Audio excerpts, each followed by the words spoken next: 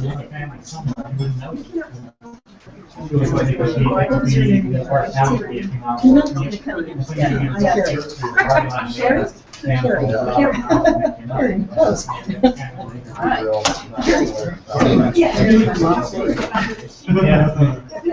are you from?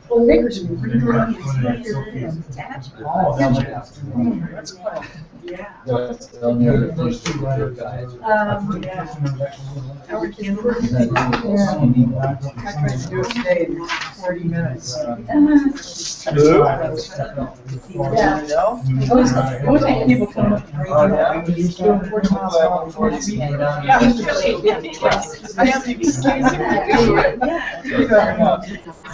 I won't get mad if I see you dozing off. Just no snoring.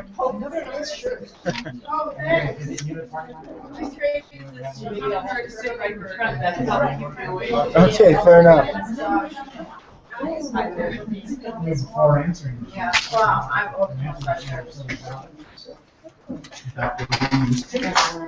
Yes. Who are you? Yeah, I have this.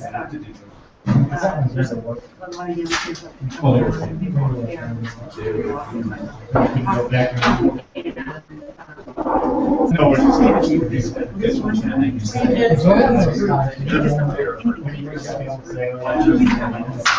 Turn on your phone.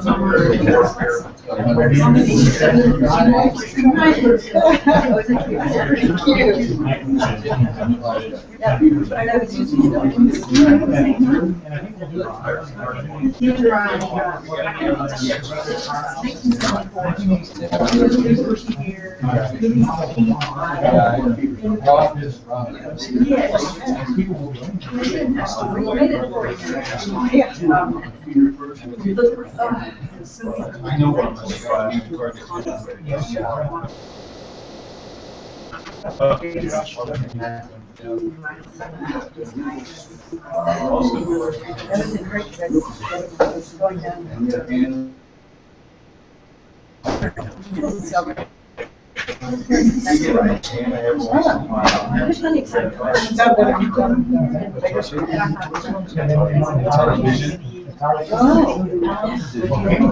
All right. Is that coming through?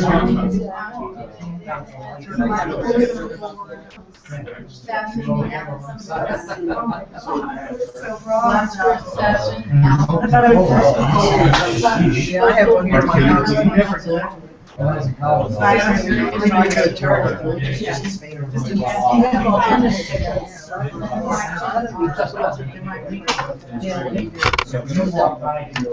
Did you? I did.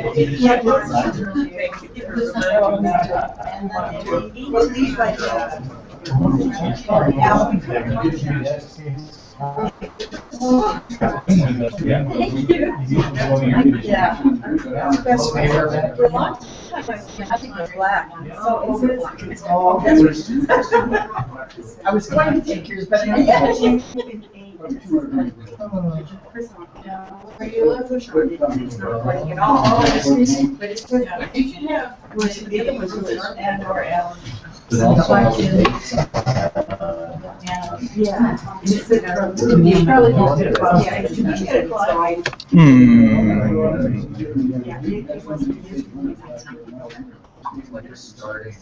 did it.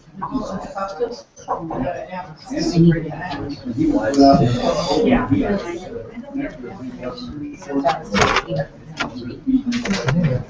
Yeah, in the winter time, what you need to do is. No, you're not just off.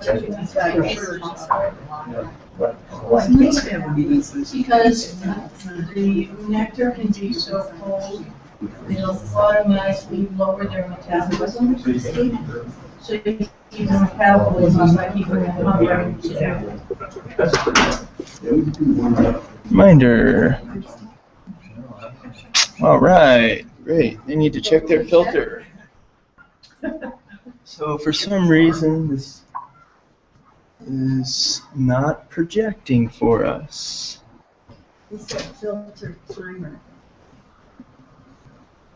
Find the timer. Oh, no. Well, it's saying that there's no input detected.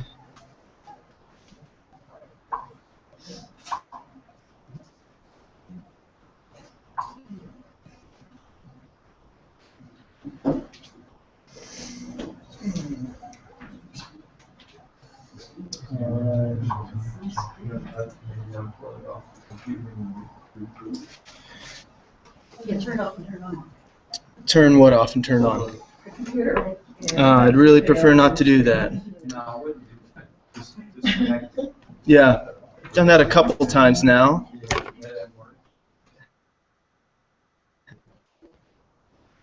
Let's see if we can get it to work now. Try mine. Yeah, we could try it, yeah. See if Mr. Steven wants a different.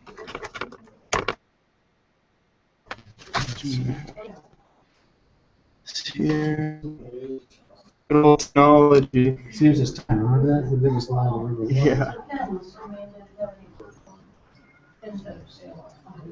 And I'm pretty sure we're on the right input here because this says computer.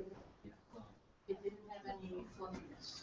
definitely does not care about either of ours. All right, well, maybe we'll switch the two sides and see if that changes anything.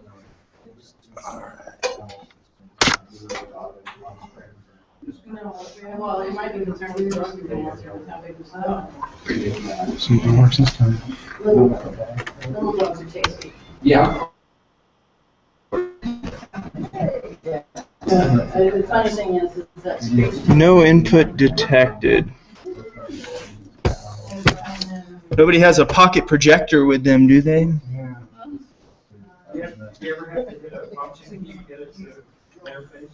Yeah, do you Well, have to do it in yours? Is yours? It's saying to duplicate. It should be right. Function F4. Oh,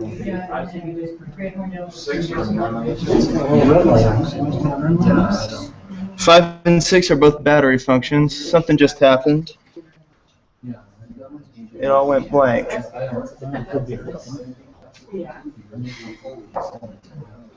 Wow. Bottom one says computer, the top one says monitor. You want to try the top one monitor? I had it on the top one initially and it didn't work. And you tried it. So it could be this filter issue is stopping it from behaving. Can you toggle it through the different display modes? Yes. All right.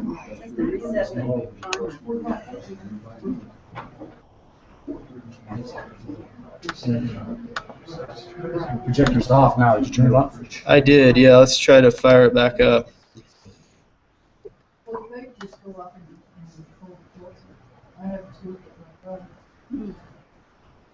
Yeah, I don't know if I want to start messing with their equipment. Worst case, I could run back to the office and get our little projector, although I'd prefer not to do that. I can take everybody up a bird and cross in the park. Yeah, that could be nice. Let's just see if we can get this to work.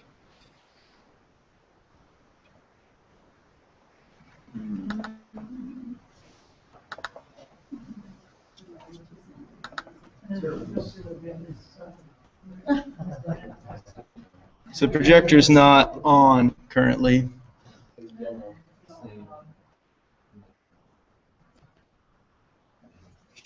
Video projector on the bottom there. So a 4-box video. Let's see. 4-box VGA. Before I had it just on video projector and projector on, and that was working. Oh, it's not doing anything for us. Shut itself off. Yeah, I wonder if that air filter.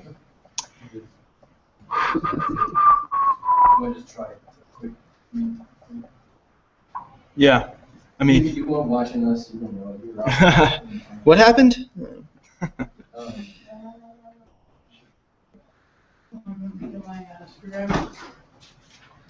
Should you turn the power on? Yeah, give that a shot. Here's something. All right.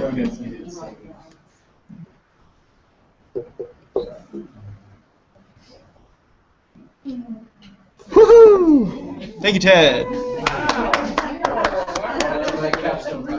Yeah. Ladies and gentlemen. All right, so glad we got that worked out. I'm gonna close these doors.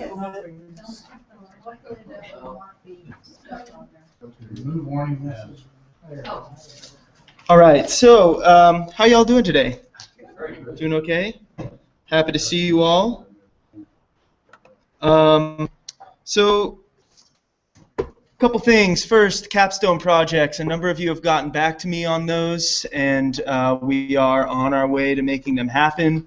For those of you who I've not heard back from, we're starting to get a little bit crunched for time. Like I said before, the capstone doesn't have to be completed by the end of the class, but I would like there to be something, whether it's background research or something like that, something that you can talk about in 2 weeks on Friday when we have time to discuss our capstone presentation. So that'll be like a 5 to 10 minute thing where you talk about what your capstone is, what you're looking at doing. If you've gotten out into the field and done something, or if you've developed something already, you can talk about what you've developed, or you can just go over some of the background research that's leading into your project.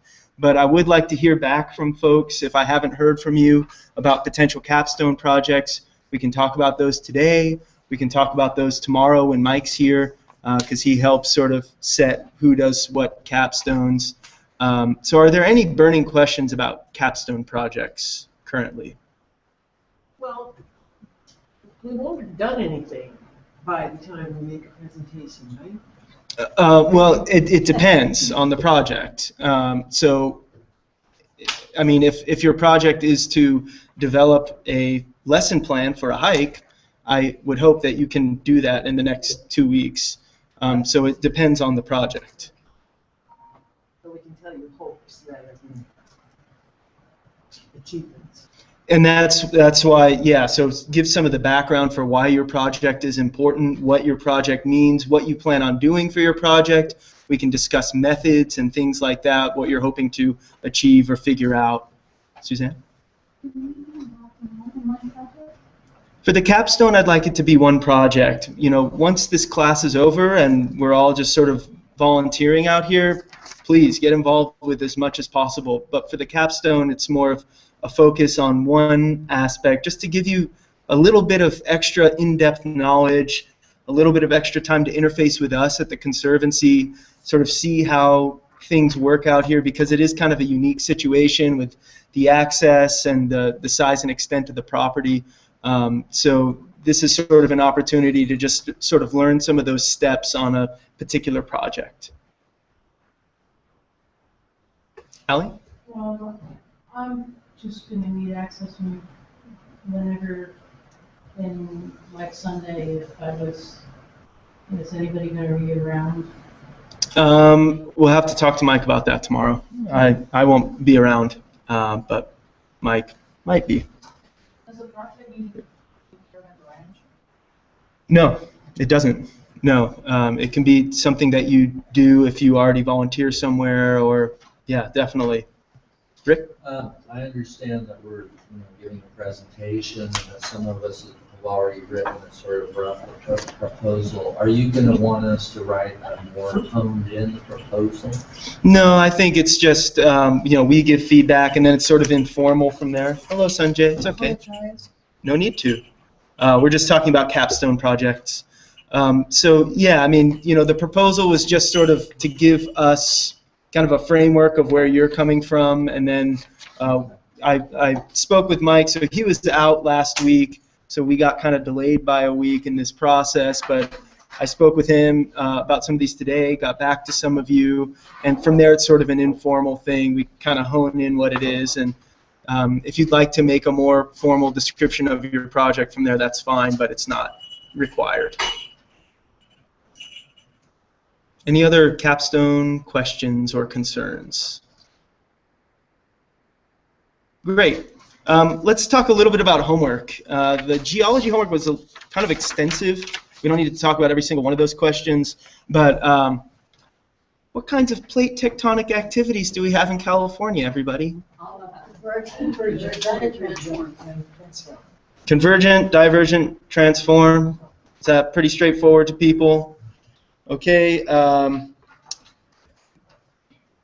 I think we've beat the horse of mountain ranges influencing climate to death. We don't really have to talk about mountain building. How deep are the Central Valley sediments? Yeah. And why is that?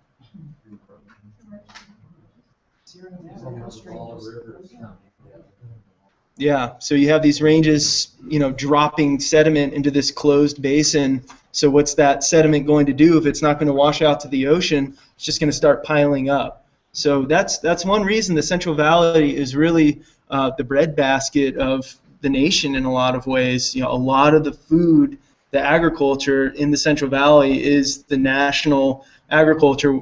California isn't necessarily corn or wheat country, but virtually everything else, you're talking California for that, and that's because there are such deep soils and such a diversity of soils. Rick? I know this is true in other places. Is it true in the Central Valley that because there was so much bird life in there, that also added to the mass of nutrients?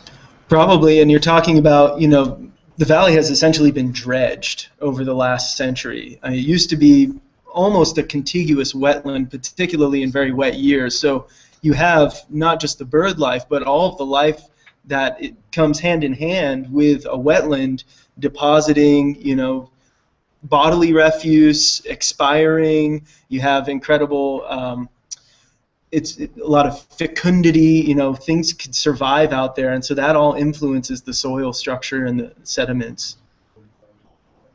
And the diatomaceous earth, the diatoms that was a shallow sea, Mm-hmm. was very expensive. Yeah. Yeah, exactly. So, yeah, deeper history still. You have, what was a shallow sea. So once that water goes away, you have everything left over associated with that. And that relates back to the diversity of soils in the valley, because you have such an extensive history and all this sediment loading from all these really tall mountains. I mean, the Tehachapis were 14,000 foot tall mountains at one point, it's believed. And where did all that sediment go? Where did those, essentially 6,000 or 7,000 feet ended up down there in the valley? Richard? How did the Panamanians form? I couldn't find that in the text. I'm not 100% sure. Anybody? Panamint Mountains? I had the same problem. I went online to discover the source, and they described the same mountain building that happened with the Sierra. That's what I guessed, because it was north, south, and east of the Sierras. I figured it'd be the same thing Mm-hmm. from that original collision. So how were the Sierra Nevadas built? Mm-hmm. Are they all subduction? Convergent crash. I'm pretty sure there have been, so I guess this is sort of a trick question because there have been multiple mountain building processes. So there has been subduction with the Sierra Nevada, but also, with the North American and Pacific plate colliding, you have some of that compression happening to encourage the mountain building as well. You also have an extensional fault in the wasn't it? Mm-hmm. And is that fault the result of some of these other tectonic activities, do you know? Or is that independent of either convergent or divergent, rather subduction and convergent movements? No, I don't know. I think it has to do with something with the Baja California Trench where we have an extensional fault going on. Mm-hmm. Where the Salton Sea is going to eventually become covered. And what kind of plate boundary is that separating Baja from the mainland?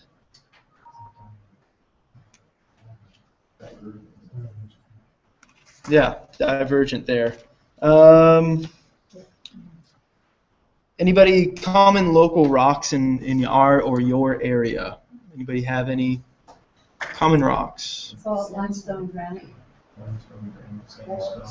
Mm-hmm. Quite a few. State rock of California. Yes. What are some of the, chemical elemental aspects of serpentine that make it sort of unique as a substrate for plants to grow in? Magnesium. Mm-hmm. And that's enough for me. How about? Yeah, that's enough for me. Let's move on.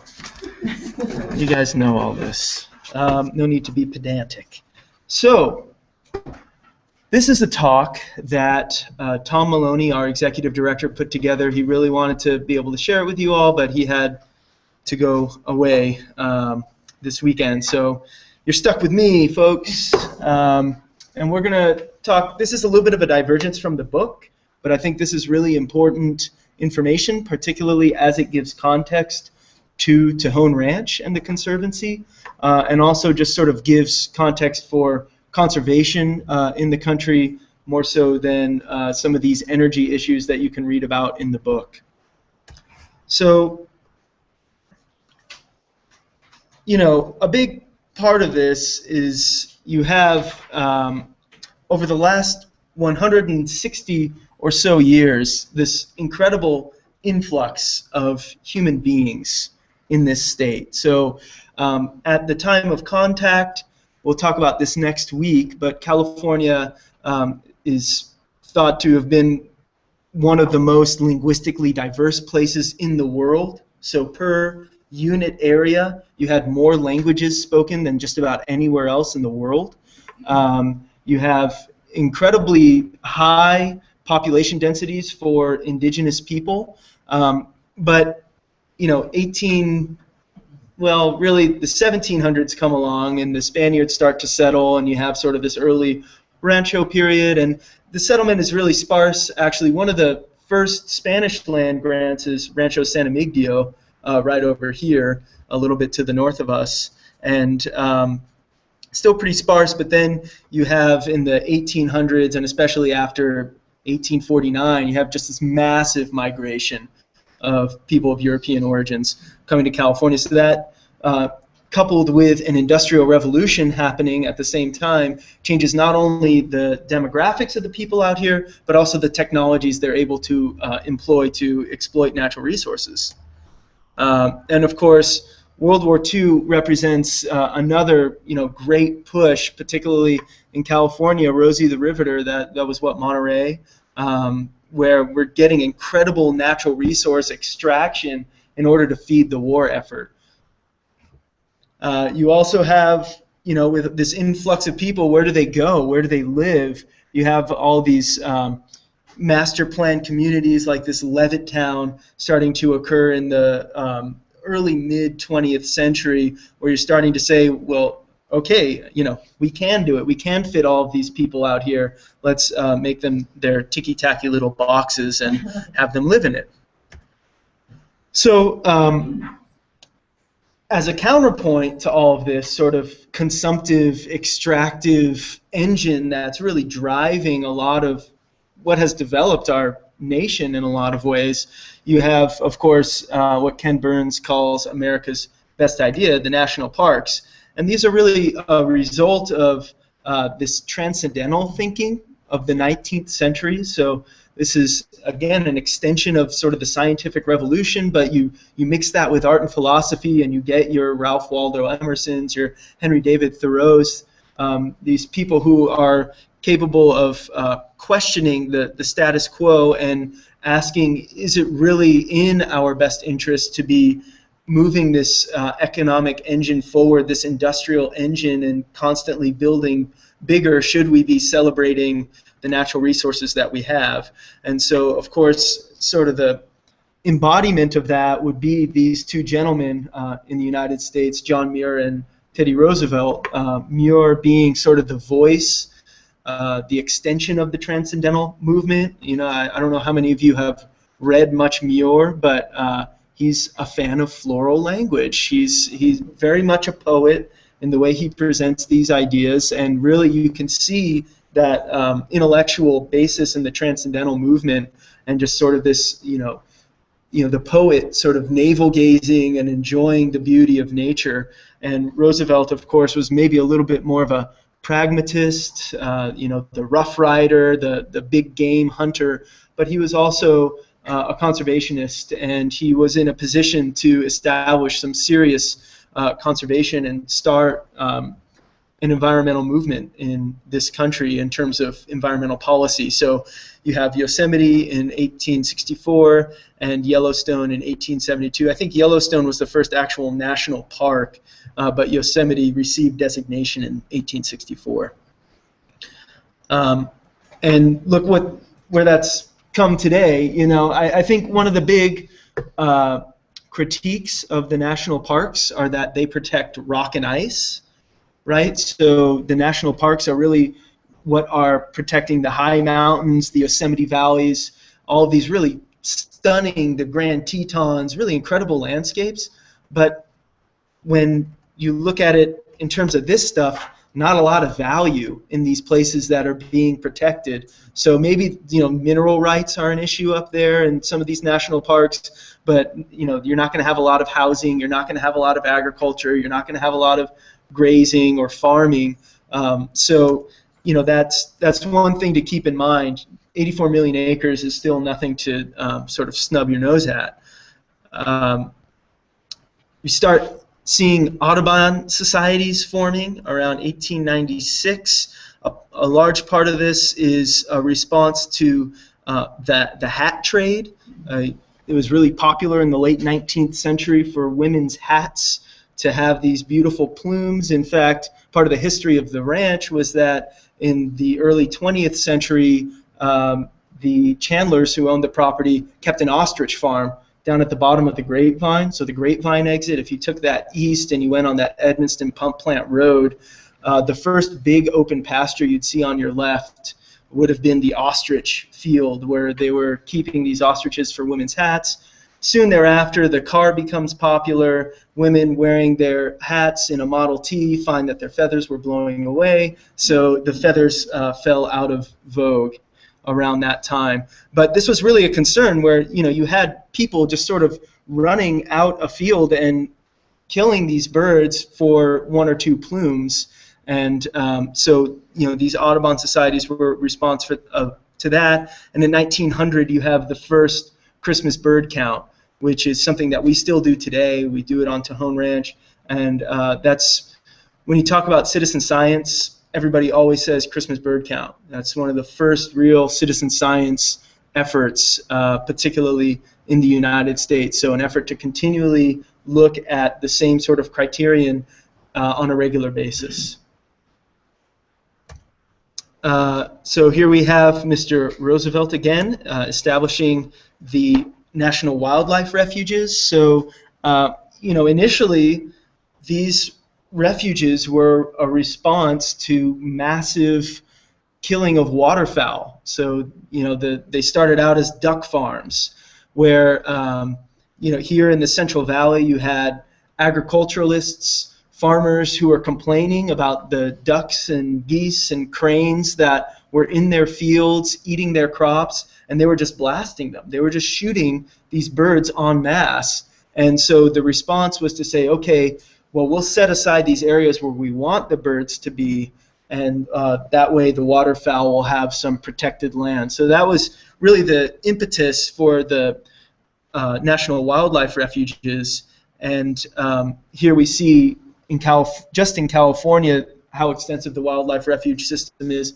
And there are also some refuges. They've started to step outside of this sort of duck farm model where it's protecting other specific resources. Most notably, Allie visited yesterday Bitter Creek National Wildlife Refuge, which is a feeding site and actually also a breeding site now for California condors. So you have this whole series of condor refuges down here. You have Bitter Creek, Copper Mountain, and Blue Ridge, yes. And Sespe is a wilderness, but doesn't it have wildlife refuge? No? Copper Mountain. Yeah, so we have our National Wildlife Refuge system. And of course the National Forest System. So the idea behind the National Forest System, U.S. Forest Service, is the land of many uses. One main critique, the land of many abuses. So these are places where, whereas the national parks are preserve it, lock it in. This is how it is. This is how it's going to stay for forever. This is our living museum. The National Forest System is a lot more market-based. Gifford Pinchot, who founded the Forest Service, was a forestry student in Europe. He was one of the first foresters in the United States, and he really had this idea of maximum good for the maximum amount of time, for the maximum number of people, which is a very lofty ideal, but I think can be abused pretty easily. But the Forest Service does a fantastic job of providing recreation opportunities for people, but there's also a lot of grazing that occurs on forest lands. You also have a lot of mineral rights that are being called up, and that's something that mineral rights, even the Forest Service can't argue with. When I was in southern Arizona, there was a big mine. They're still talking about it, the Rosemont mine, huge copper mine in the Santa Rita Mountains, southern Arizona, an area that is jaguar habitat. Macho bee got euthanized, I don't know, 4 or 5 years ago. There hadn't been a jaguar in southern Arizona, and just last year a jaguar comes right up through these Santa Ritas where they want to put this Rosemont mine. The Forest Service's hands are pretty much tied because I forget what year it was, but the Mine and Minerals Act trumps, pardon? 1872. Of 1872. It trumps anything that the Forest Service can say, so they can't just straight up block the development of this mine. So that's kind of an interesting piece of all of this, is that we have these federal agencies that have pretty broad brush power, but it's not absolute power. There are exceptions. And so, we're really seeing a lot of this environmental movement happening right around the turn of the century. So industrialization had happened for 20, 30, 40 years in the United States at that point, and the effects of those industrial practices were really starting to come to light around the turn of the century. And so this is the response, we got to start protecting things. We have to start somewhere.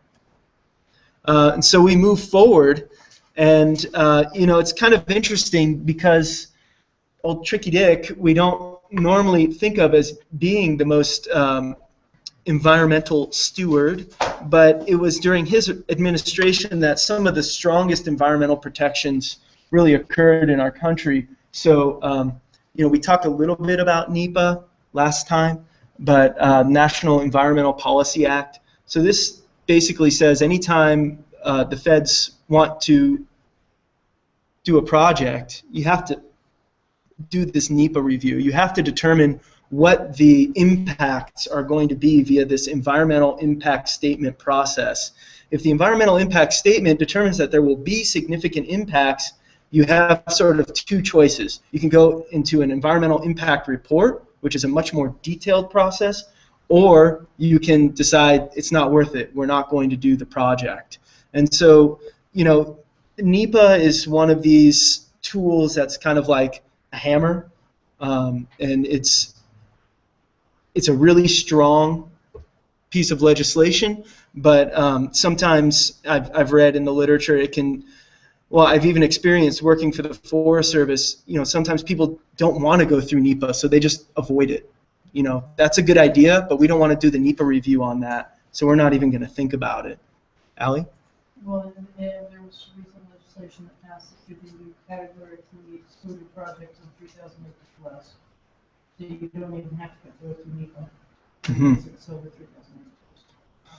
So, and we see now, 44 years later, how, I think in some ways that's a testament to the strength of this legislation, right? Is that 44 years later, we're still seeing influences trying to change how this works and say, no, we want loopholes, we want exemptions because this is too much. This is too much for us to think about. So, just an interesting part of the ongoing history of these policies. 72, Clean Water Act. So the Clean Water Act initially was really focused on point source pollution. Anybody familiar with that term, point source pollution? Exactly. So we're looking at, the industrial waste plant that's dumping sludge into the river right here, this point. That's point source. You can count exactly where all the particulate comes from. So early on, that's a lot of what the Clean Water Act was about, what it was enforcing. So a lot of these industrial sites, making sure that they had technologies in place to reduce these point source pollution aspects. But then around 86, 87, you start to broaden it, and you're starting to realize that, well, you know, all of the motor oil that's running out of people's cars may not be a lot per vehicle, but when it rains and all of that gets concentrated into the storm drain system, that's now non-point source, very diffuse sort of pollution sources. We need to think about that too. We need to figure out ways to combat the non-point source pollution. So since the 90s, really, that's been a big part of the Clean Water Act. Clean Air Act is very similar. You know, initially you're thinking about the big coal plants and, you know, putting in the scrubbers and acid rain and acidification of the atmosphere and really starting to enforce some of that. And now we're starting to think about some of these other aspects of, I guess, non-point air pollution, as it were. And then, of course, one of the big daddies is the Endangered Species Act of 1973, which protects full species and tries to recover them. So these are imperiled species, and it enforces protections of them and really implementing programs to reestablish populations. I just read the first parrots in Puerto Rico, first wild hatched parrots in like 100 years or something like that. So that's an endangered species that they've been recovering in captivity for some time, and now they actually had wild fledged parrots. I read that on Instagram. So, you know, we've talked about these federal programs that you can criticize any conservation outcome because it's always going to have some level of compromise. But I think the big issue with a lot of these federal protection programs is that you are protecting the rock and ice. You're protecting the stuff that isn't as valuable to as many interest groups. And so that's where I think the land trust movement really offers an incredible counterpoint in terms of land protection. Tom knows the names of all these people, and I have notes on this. I forget what this fellow's name is, but he started. I've got the notes right here in the PowerPoint. Oh, fantastic! Yeah, Coos. Yeah, he trustees of reservations. So he founded that. That was, you know, one of the first land trusts in 1890. So this is somebody recognizing that these agricultural lands, these really productive lands, are important to conserve and not just exploit as material wealth. And then you have in the 50s the Nature Conservancy founding, who is the gentleman's name? Richard Goodwin, and a bunch of botanists out in New York determining that there were some areas that really needed to protect, and so they established protections, and, you know, the Nature Conservancy has become one of the largest landowners in the world, and this is a private lands conservation now. So, you know, 84 million acres in the national park system. We now have about 1,700 land trusts protecting 37 million acres and growing. And these are, a lot of these land trusts are small agricultural trusts where, you know, this is the family farm and we want it to be a family farm forever. We never want this to be development. So we're going to put a conservation easement on it. It's always a farm. Or rangeland trusts where this is always going to be range or whatever. So now you're talking about some of those economically more viable sites having recourse for protection outside of the federal systems that are in place. Chuck? Got a good example of where that is needed. If you go out to the Oxnard Plain, the land is level. That's the richest land in the entire world for agriculture. And right now, about 70% of it is going into industry and builders because it takes less money to build on. And that's a really wasted. Someday, with enough people, we're going to have to rip them buildings out and use that one. Run after us as a group. And that topsoil is like 500-600 feet deep. Mhm. Well, one thing I'll have to say is in Ventura County, there is an agricultural policy in place to protect agricultural land called SOAR, which is coming up for renewal next year. And it could very well get turned down, but that's why Ventura County doesn't look like Illinois. But it's on its way. You go 101 Sturgis Avenue, you go south on it, that's right there, that dirt is black, it grows crops. Every day, I had an office real close there, and they're bragging about they're gonna convert that into tilt ups. In the next year, they were supposed to do it, then the crash happened in 08, and they stopped it, but. Agricultural land is protected. It is protected. Not off the Sturgis Avenue. Well, there may be something about that, but by and large it is, and it's very much hated by developers. And even farmers hate it. Well, it's Because they want to sell their property. constitutes of taking the property, basically. Yeah. That's right. Hey, you look And a lot of- at the same land use issues occurred in Orange County. And if you go to where the South Coast Plaza is today, and that was the same type of soil that you have in Oxnard, and those are strawberry fields and everything else like that. That all got covered in asphalt and office buildings, and there's no place else to grow food. So it's crazy.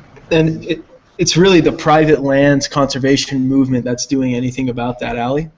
Is that 37 million conservation? Yes. Yeah. Mhm. And we'll talk about conservation easements in a few minutes. Does the public have access to these 37 million acres? Largely, no. I mean, they're So it's somebody's private playground. Yeah, like Well- part of Santa Cruz is still. No, it's farmers and stuff, because our dairy farm we had in Wisconsin was under this, and it's, not allowed to build on it. We could do what we wanted with farming. That's why it was kept there. Yeah, so land trusts are extremely diverse, and as I mentioned, for the most part, a lot of these are small farms or areas with lots of agriculture where the people are saying, it's really tempting to just sell out and sell our property to a developer and, take the money and run, so to speak. But we care too much about our way of life, about the ecosystem values, about this land, and we want to put a conservation easement on this, which we'll discuss in a minute, but that essentially protects the land from being developed. And so, when you have organizations that hold conservation easements, they are a land trust. So some land trusts love to get people out on the property. Some land trusts like ours, it's in our mission to provide public access. But it is such a diverse array of landowners and properties. It's hard to say, all 37 million acres are set aside for this or that in particular. And you work for a land trust. I do, yeah. And so how does your land trust work? Well, we have about 10 nature preserves, and about 6 of those are open to the public for recreation, but they also serve to enhance natural values, of course, and act as green space.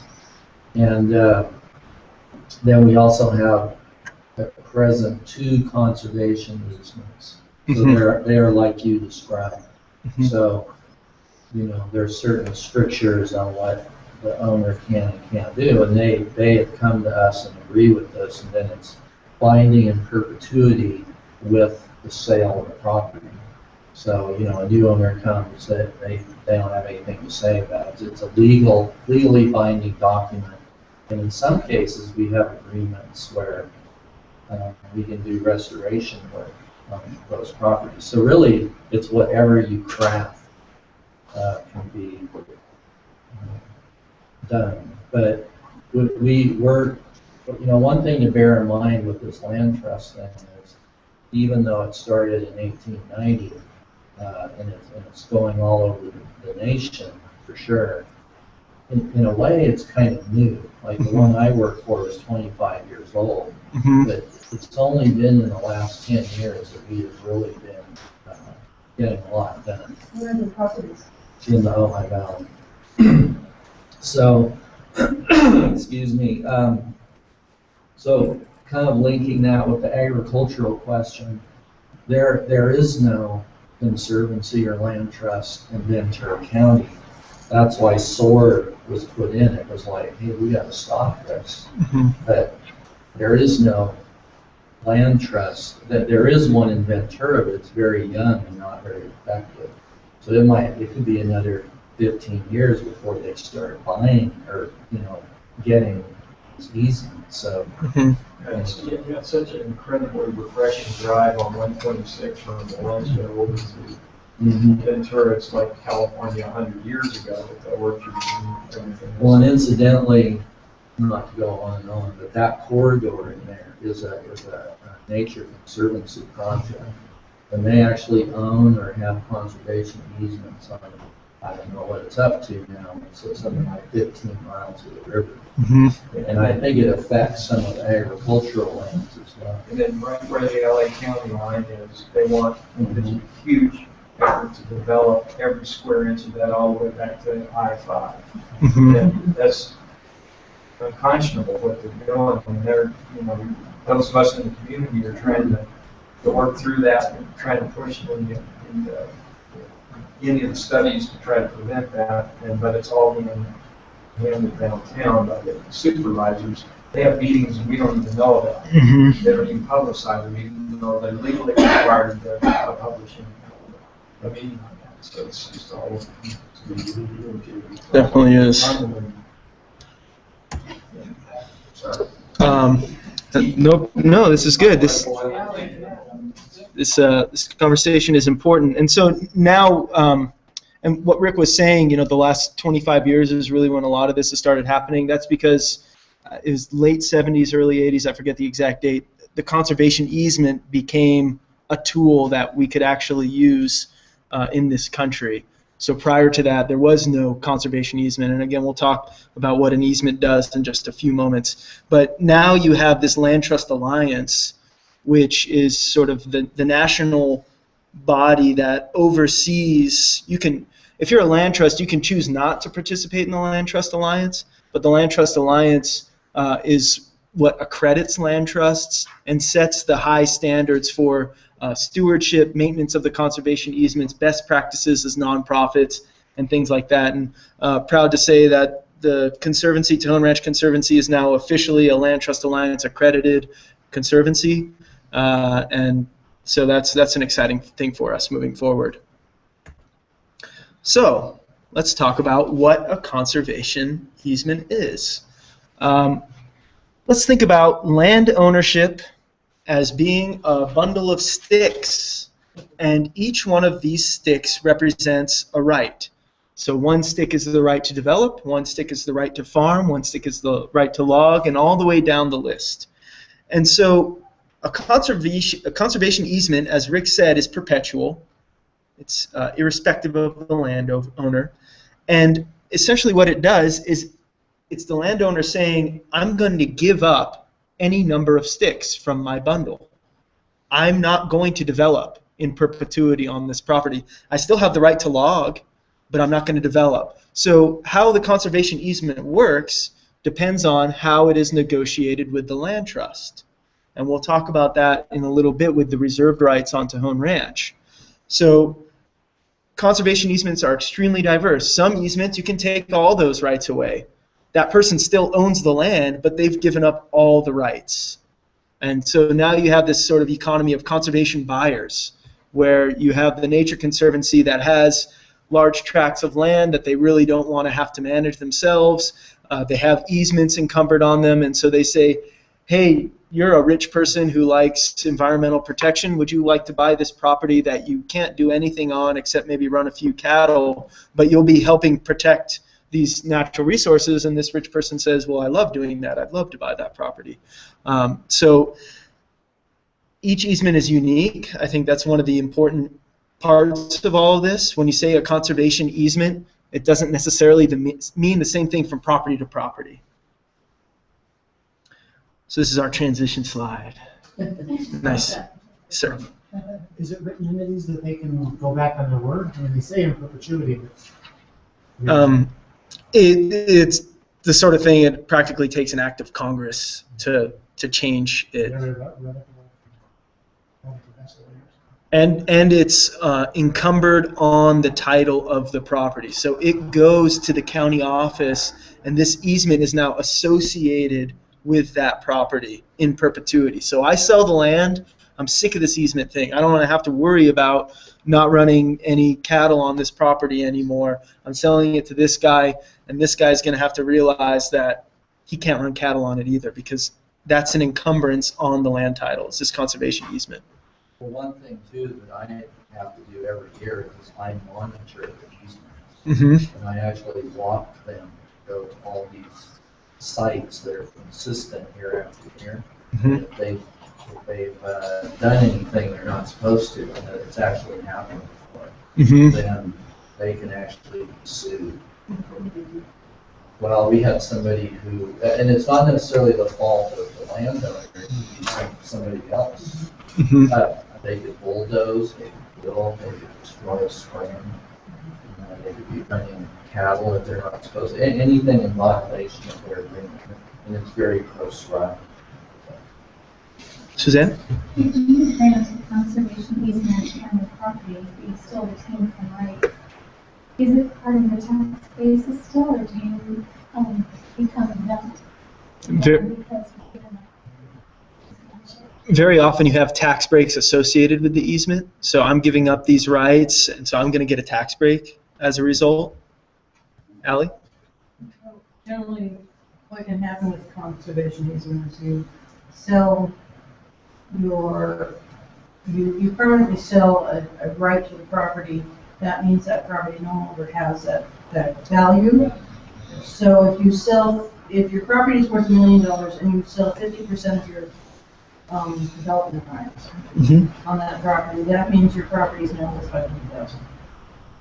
And it goes to $500,000 on your tax base. That's your assessed value. That normally becomes your assessed value. So it's county by county. Mm-hmm. So does that mean Tejon Ranch is paying fewer taxes?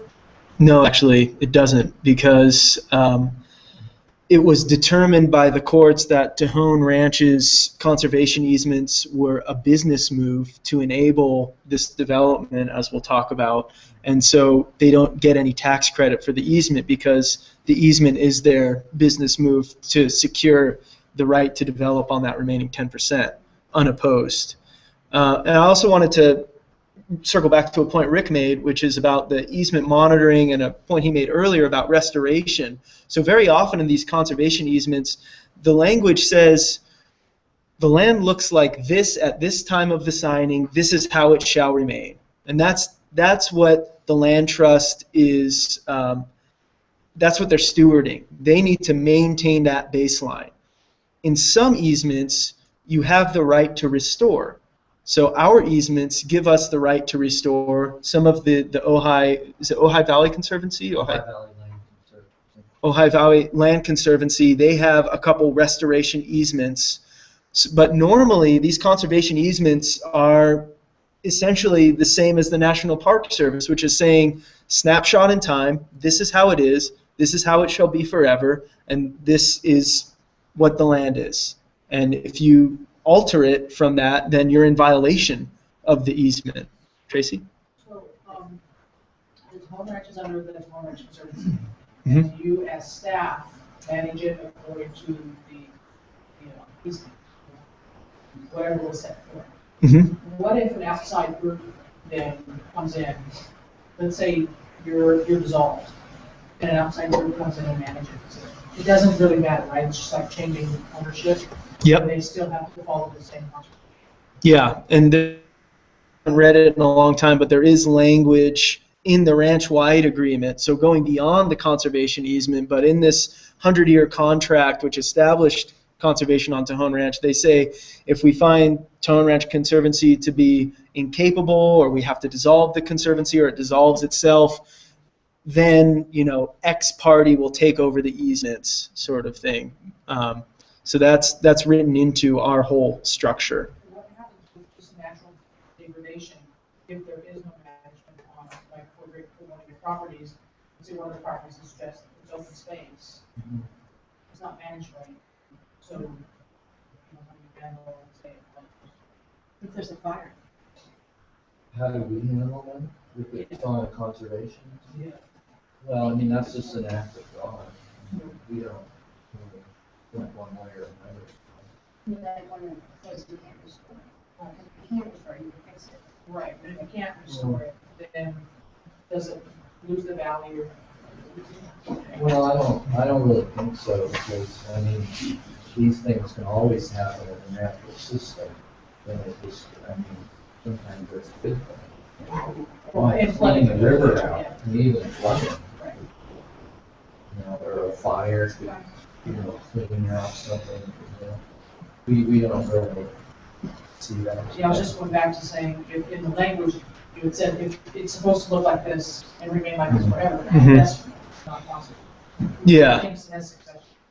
Yeah, definitely. And I've never written a conservation easement. I'm not super privy to all of the details of it. That's why I wish Tom were here, because he could answer all these questions But it really without has flinching. more to do with unnatural acts, you know, like the sort of development. Mhm. So yeah, it's more an effort to curb the human-induced effect. So you're not going to get the benefit, the tax benefit of this conservation easement and continue to drill for oil on this site or continue to store hazardous materials here. You know, that's why the baseline condition report exists, and it says that this tank needs to be removed or whatever. Allie? Those baseline CEs are generally for like farms or ranches or something where you're going to have a working landscape instead of a conservation landscape for the plants or the animals. So Mhm. it's like we have conservation easement in South Fork Valley that's on a ranch. He sold his development rights to conservation easement, but he didn't sell that he's not going to continue to abuse the land with all his cows. So the land will, but the cows will be there forever and ever and ever, and they won't change it. Adele? Well, of course, sometimes the conservation is intended to preserve the ranch itself. I'm thinking of the Marin County, the Marin Agricultural Land Trust. The whole idea there is to preserve these historic farms rather than turning them into multi-million-dollar condos. And so what's happening little by little is each farm has its own easement. And it is a snapshot in time, and the land will continue to be used the way it's always been used, which is the whole point. Not to restore it, not to, Mhm. but to prevent development. Yeah, so that's one of the big things the conservation easement tool is for, is to retire, you know, whatever the big right you want retired. Mhm. Yes, Jennifer. About Ventura County, 7,000 homes. And when I first moved out there, they said that nothing could be built over 3 stories. Right? And is that part of SOAR? No, that predates SOAR by quite a bit. Oh. You'll notice it didn't hold. Yeah, exactly. That's what I was just wondering. So why doesn't like the city, would a city ever make it, because I think that's stupid. Would a city make an easement, like if they didn't want anything to be built over That's a zoning. Yeah. different cities? They could, yeah, and they can also change the line. Mhm. Yeah, we have to. And actually, Rick, I have a question about SOAR. I don't know if now's the time to bring it up. but, Sure is. You know, when you talk about it being protected, I think the land is protected to the extent that the public has to be involved in the decision if it's agricultural land. I don't think it's protected in the sense that it cannot be developed. You know, as I said, it's coming up for renewal And it's coming up next for year, vote now. so therefore it could not be. It could go away altogether. Absolutely. Allie? And what are you guys doing in your general plan? Are you redoing the general plan for Ventura County right now? No, I don't know. It's generally the general plan, which is your zoning document for your county, is redone every 20 years. Mhm. So that's where your height limits and your, you know, all of the things that have to do with building. But what she's talking about are city regulations. Yeah, well, cities also have general plans. So there's Could be unincorporated areas. that we're talking about. yeah, well, you know, it all depends on who they the jurisdictions. And it's I think more- the reason that SOAR is coming up for a vote again is that was part of the compromise that got passed in the first place. Saying, okay, we'll review this again. It certainly hasn't been 20 years. Coming up next year. Yeah, I know, but Maybe it hasn't been 20. maybe it's 10, 15. maybe. I'm not sure. Who can name this bird? Looks like a piece of- Western Bluebird. Yeah, I think it's a western. It could be eastern, I guess. This is a Greg Smith photo, but it's a bluebird, and a bluebird is a kind of thrush. So like your robins, your bluebirds, your thrushes. Is it all wet? It's a little snowy. Got a little snow on it. So what I'd like to actually do is maybe take 5 for restrooms and water, and we'll start to get into the Tejon ranch-wide agreement.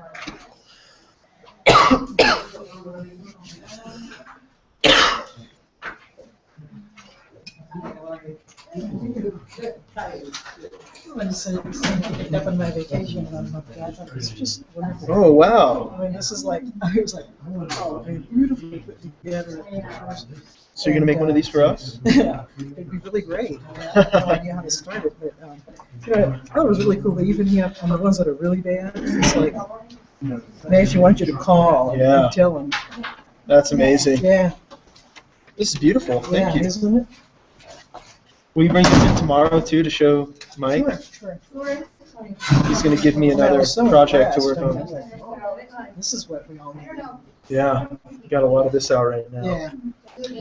Did you pick up the sign-in sheet? I have not picked that up yet. I'm not sure where it is. So what's your Dropbox issue? I just have one. I have only last one, that's it. But you have the class resources. You can get into it, and all it has is class 1 information. It's not been updated. Yes. I Hmm. updated something yesterday, Okay. and I got that. And then I could have emailed you and said, hey, where is it? But I didn't know. Also, are you YouTubing this one, or are you? This one's being YouTubed. Yeah. It's on my phone, let me check. Yeah, or you might want to check in online, Dropbox.com, and log in and look at your, and it's still not in there. Maybe I'll resend you in right now, because I just checked and I saw that you were invited, so maybe.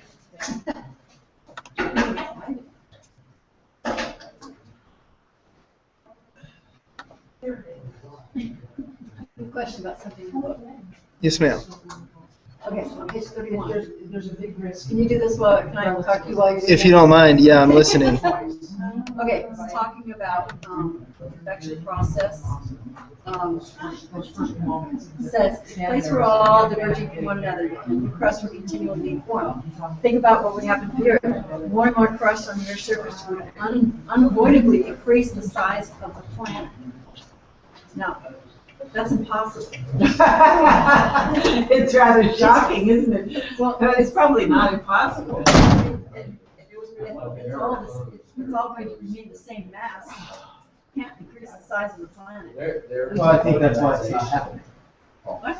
I mean, I think it's more to illustrate a point rather than to tell you what's physically. I mean, these limitations are why we have the system that we have. But if that was not in place, if you can just imagine as a thought experiment for a moment, you would have this continual development of trust. No, but you don't understand me. There isn't any more mass that's being created. Yeah. The planet is not increasing size. They stated this incorrectly. It should be stated in another way. Okay.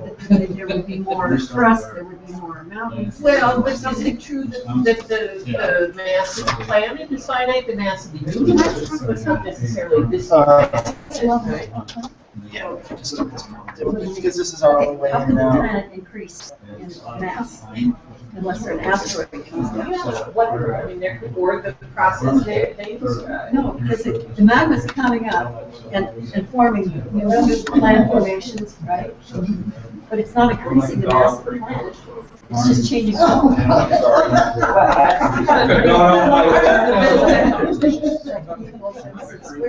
So like class resources is involved. Completely. So I just removed you from the folder, and now I'm going to re-invite you and see if you can.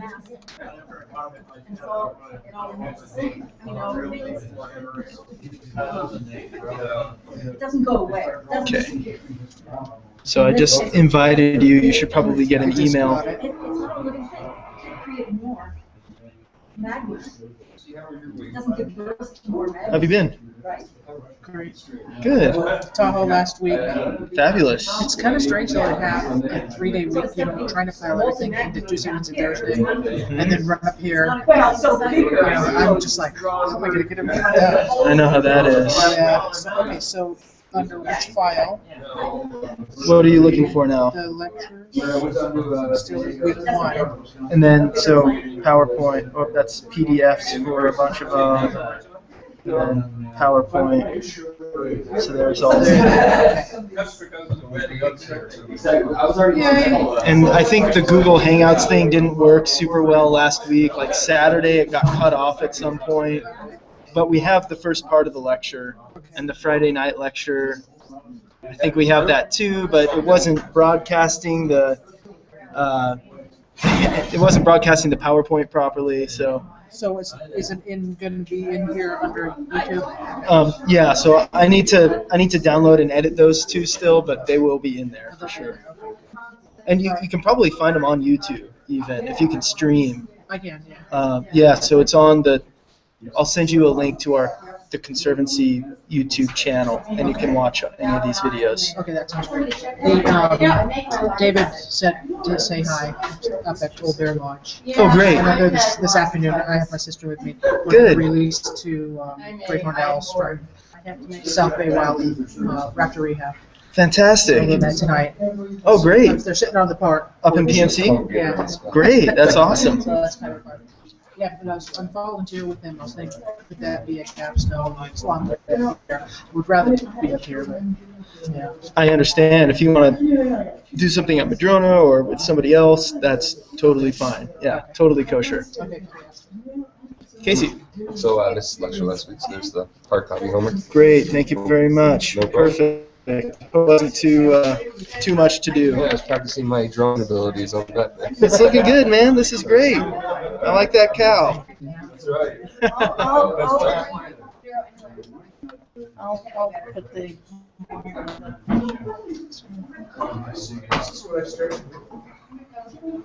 Hello. I have a question about the capstone project. Is it okay if Laura was saying that there was some volunteer activities that you could do with your capstone?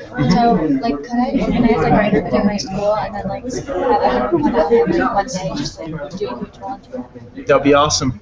That'd be great. Let's talk about what that would be, and maybe we can spend the next couple weeks thinking about what the background would be, how you're going to organize it, why we are doing this project, sort of thing. But that sounds awesome. So probably sometime later in the fall we can organize that on a weekend or something. Fantastic. I also have a question about the capstone project. Yes, sir. Remember when I had job chat with you, I talked about this new project, how it's kind of like an extension of that. I was thinking, because you've said a lot that you wanted to form a relationship with COC and the youth around that area. I was thinking maybe if you could do something together. I need like 45 hours for that. That would be a lot of time and come up here and kind of. I know a couple people who actually would want to help me with that, so maybe we could get them out here and we could all go on some sort of capstone project. Yeah, let's settle out what exactly that would be in the next week or so, and maybe get you some background on that, and then sometime later in the fall we'll make it happen. Sounds perfect. Thanks, Grace.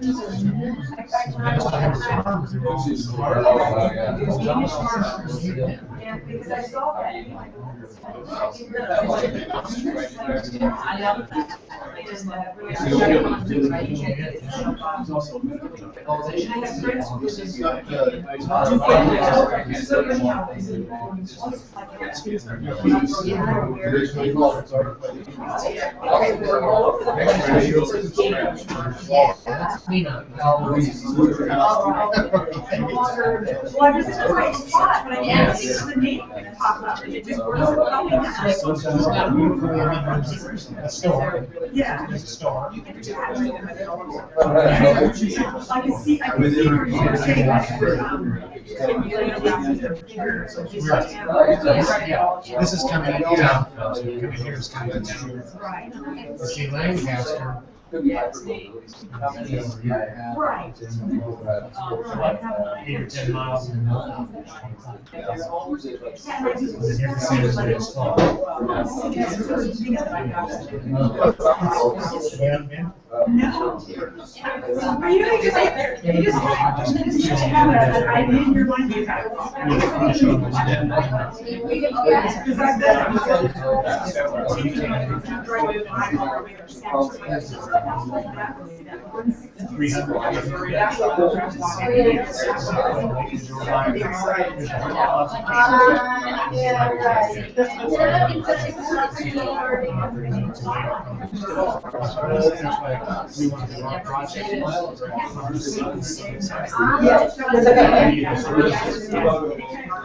All right, ladies and gentlemen.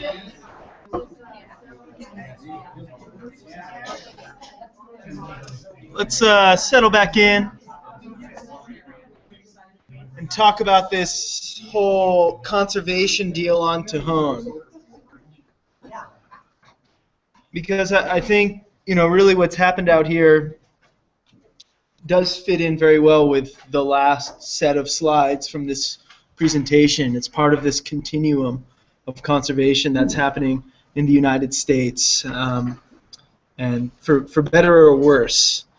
So we have this historic ranch-wide agreement. So 2008, and we've talked about some of this, but I'm assuming that for many of you this is really an introduction to the conservation that's occurring on Tejon Ranch. Let's actually go back in time far beyond 2008, and we'll go to 1850. California has just become a state, and it's been determined that a reservation, an Indian reservation, needs to be formed in the southern San Joaquin Valley. This will be the Sebastian Indian Reservation, named after, I believe it was John Sebastian, who was a U.S. senator who encouraged this legislation.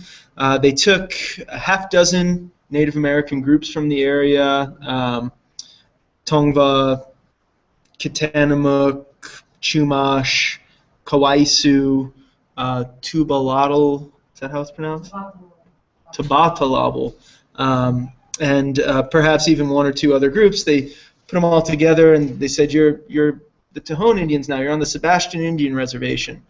And a fellow named Edward Fitzgerald Beale was appointed by the federal government to be the superintendent of Indian Affairs for California and Nevada, so oversee these reservations. Mind you, the reservation, this particular reservation, never got formally ratified by Congress. So it's this open-ended thing. Treaty was signed, but Congress never ratified it. So the Native Americans and the federal government. So in 1853, as settlers were coming in from the east, it was determined that they had too much of the good land, and we were going to shrink the reservation now. It gets shrunk. 1855, it's determined that we don't want a reservation here anymore. Again, these treaties were never ratified by Congress, and so the reservation gets moved up to Tulare Lake. So now you have this whole vast region here, from the Tehachapis to the San Emigdios, that had been a reservation. Now it's really effectively nothing. There were Mexican land grants. So you have the Spanish land grants from the late 1700s, early 1800s, and then when Mexico gains independence in 1840, 1842, somewhere in there, you have these land grants in 1843, and so now you have these land grants. That's not really the Mexican government anymore, so it's kind of free land, not free, but this available land. And Beale apparently, he's an interesting character, and I'd like to read a lot more about him. Yes. Where was the original Sebastian Reservation? What was the extent of it? I'm not 100% sure, but I believe it was from the Tehachapis across the southern San Joaquin Valley to the other side, those intercoast ranges, so like the Calientes or something like that. So Beale has a wide range of reputations. It depends on what you read. Some people say he's the most heroic and noble person they ever met, and others condemn him as essentially a crook. The reality is probably somewhere in between, but he apparently was pressing the federal government to purchase these Mexican land grants because he thought they were great range and a great resource. They didn't do that, so he himself started purchasing these 4 Mexican land grants: Rancho Tejon, Rancho Los Alamos y Agua Caliente, Rancho Castac, and Rancho La Liebre. Where we were on Saturday, that's Rancho La Liebre, his first purchase. That's where he first bought a land grant. And so he assembled essentially this almost 300,000 acre contiguous piece of property. He was asked to step down as a superintendent of Indian Affairs. Some people say it's because the Sebastian Indian Reservation was too productive. He was encouraging the inhabitants to grow crops, and it was one of the only self-sufficient reservations at the time. Others say he was asked to step down because he was a crook and he was making back deals. I don't really know what the reality is, but in any event, he winds up assembling this private ranch. He's no longer the superintendent of Indian Affairs. He's now the Surveyor General of California. And so some people like to say about Beale that he was the master of all he surveyed. Down in the Santa Clarita area, there's Beale's Cut, and that was the main trade route. That was the road that he surveyed, and he actually had a toll on that. Anybody who passed through there paid Beale a toll. Where was that? This is Santa Clarita. 14 right there. Mm-hmm. He also surveyed Route 66, essentially. So Beale's pretty interesting character. So he had this ranch. He was running it as a sheep ranch first, became a cattle ranch, and switched over around 1880 something from sheep to cattle, and then he dies right around the turn of the century.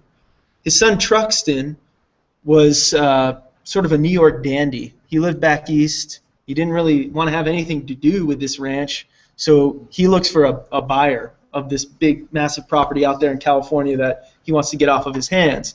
In 1913, he sells to Harry Chandler, Moses Sherman, a bunch of other wealthy Angelinos. So now, it remains in private hands, and it's sort of this gentleman ranching thing. The actual ranch operation remained the same. So J.J. Lopez, who was the mayor domo of the property, since 1873, he remained mayor domo until like 1930-something. He's one of the people that, just if you read about him, he had nothing but kind words for Ed Beale and what an amazing human being Edward Beale was. So it's in private hands all the way until 1996. Around 1929, the stock market crashed. A lot of the investors that helped purchase this property couldn't make good on their banknotes. They had recently found oil in the San Joaquin Valley, so they were able to go public. They went public, I believe, in 1936. That's when Tejon Ranch became TRC on the New York Stock Exchange, a publicly traded company. I believe it was 36. I might have to double check that date. It was either 33 or 36. So now you have this publicly traded land holding that's still in private hands. Until 1996, the heirs of the Chandler family, who at that point had pretty much bought out all the other investors, so it was pretty much the Chandler group. And of course, these are the Chandlers of Los Angeles Times fame. And a host of other, it's one of the infamous families of California in the last 150 years. And so these heirs, similar to Truxton back in 1913, decide we don't want this anymore, we want to sell it. There were a number of options on the table. I imagine there are people in this room that could talk more about what happened between 1996 and 2006 on Tejon Ranch. But eventually, Third Avenue Investments purchased the property, and that's a Madison Avenue-based development interest, essentially. I mean, they're a money-making interest, and so development became their prime target. So 1996, this property's bought, and mind you, development was sort of always on the table for Tejon. Beale had drawings and grand plans for a giant city in the old headquarters area. The Chandlers had thought about making developments on the property.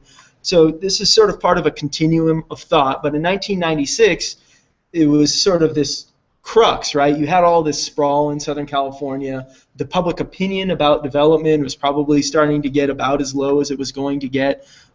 Richard? When we bought our property in Neenah, Golden Valley Real Estate, you see the ones out there? The lady that owns the place has those old blueprints from the 50s where they show how it was all going to be a city out there on this end. And she still has one. We'll bring, if you're going to try and buy anything, so you should stop and see her because she has a lot of those old historic documents. I'd love to see that. That's great. That's a great resource. To see. I mean, we have an easement. Everybody in Neenah has easements for it to be a 4-lane road. We can't build the first 20 feet of any of our properties. That's interesting. Is that the original Centennial, you mean? No, Centennials. This is before Centennial. This is all for Holiday Valley. The same area though? Just east of Centennials, we're being So late 90s, you also have this effort known as the South Coast Wildlands Project. And this is, I don't know exactly who organized it, but essentially this is the work that's done through South Coast Wildlands starts to define this notion of a wildlife corridor in this region. So this whole idea that if you look at the Sierra Nevada, and we have some maps that we'll look at, you have millions of protected acres. If you look at the Coast Ranges, you have millions of protected acres, but there's a gap.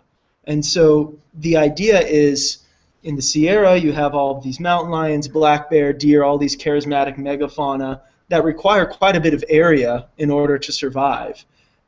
And you have similar populations down here.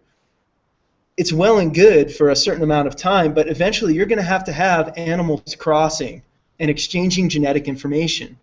And they're doing it anyway, right? They already are doing it, but we need to protect that, right? We need to protect this wildlife corridor to ensure that mountain lions with their average of 70 to 80 square miles of range per individual, in general, that's sort of a rule of thumb, they need a lot of space and they need to exchange genetic information. So the Tehachapis now become sort of a linchpin for this whole corridor design between the Sierra Nevada and the Coast Ranges.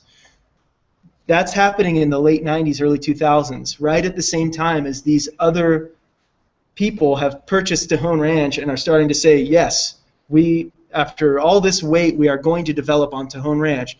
So, you know, that's like oil and water, right? You have environmental concerns on one side and development on the other side. So that starts this sort of battle that took place, much of it in the Los Angeles Times op-ed pages, where you have, you know, the environmental side accusing Tejon Ranch of trying to rape the land, essentially, and Tejon Ranch accusing the environmental side of being a bunch of tree-hugging kooks. And so you don't really go anywhere until eventually, I guess, there's a guy, Dave Meyerson, and he was one of the strong voices for environmental conservation. He's a conservation buyer. He's really into conservation real estate. So when I talked about those conservation deals that the Nature Conservancy has, Dave Meyerson is the sort of guy that likes to broker those deals. And so he saw an opportunity on the ranch, and he was writing a lot of the op-eds about how Tejon Ranch needed to be protected. And he has a story about how he got a call from Bob Stein, who is the CEO of Tejon Ranch, so this gentleman right here, calls Dave Meyerson up. I guess Dave was up in the Olympics on Hurricane Ridge or something like that. He didn't think he had cell reception. He gets a call, and Bob Stein says, okay, ready to negotiate. I want you to assemble a team of people. We're going to have a team of people. We need to talk about this. We need to work this out. So this is down around 2006. So in 2006, you have the beginnings of what became this ranch-wide agreement. So that was 22 rounds of negotiations, so over 2 years.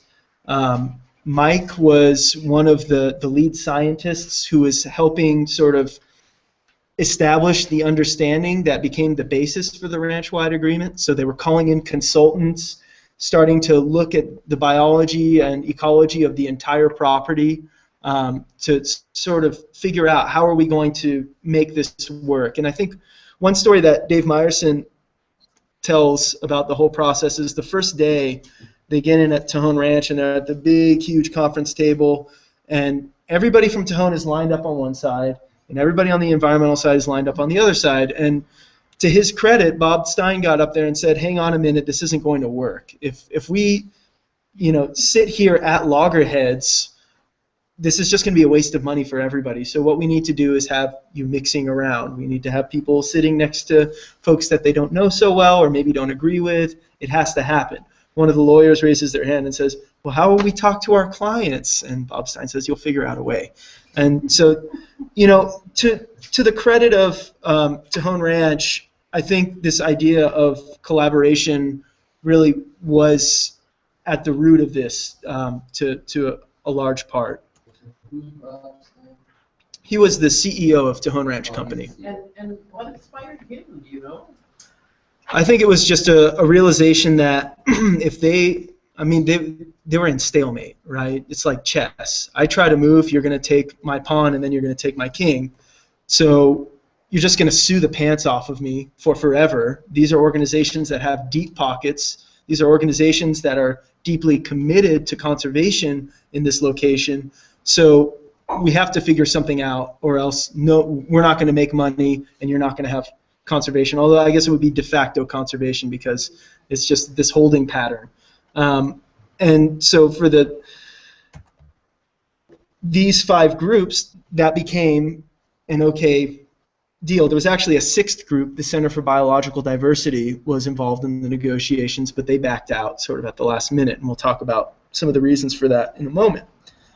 So really, the heavy hitters here are NRDC, Sierra Club, and Audubon. Endangered Habitats League and Planning and Conservation League are more regional Southern California nonprofits. And so 22 rounds of What's the HL? Endangered Habitats League. Endangered? Endangered Habitats League. With an E? Correct. EHL. Right. Oh, excuse me. Uh-huh. I can't spell. That's okay. So what is the agreement? One of the big tenets, so there had been some effort in the past to consider conservation on Tejon Ranch. But again, some of the issues with that were that Tejon Ranch would tell organizations, yeah, we'll give you a conservation outcome. We'll save this 100,000 acres in the high mountains. And so that's that same principle of that rock and ice, right? Yeah, we'll give you the stuff that we can't use anyway. And so that was part of the issue with this agreement, this negotiation was, no, it has to be the entire properties on the table. We have to talk about this entire place and conservation on the entire place. So that was really the driving factor.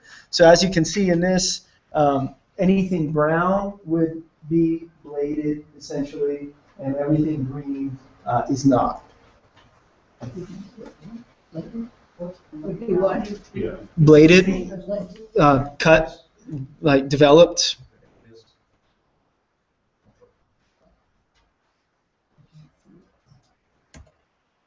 So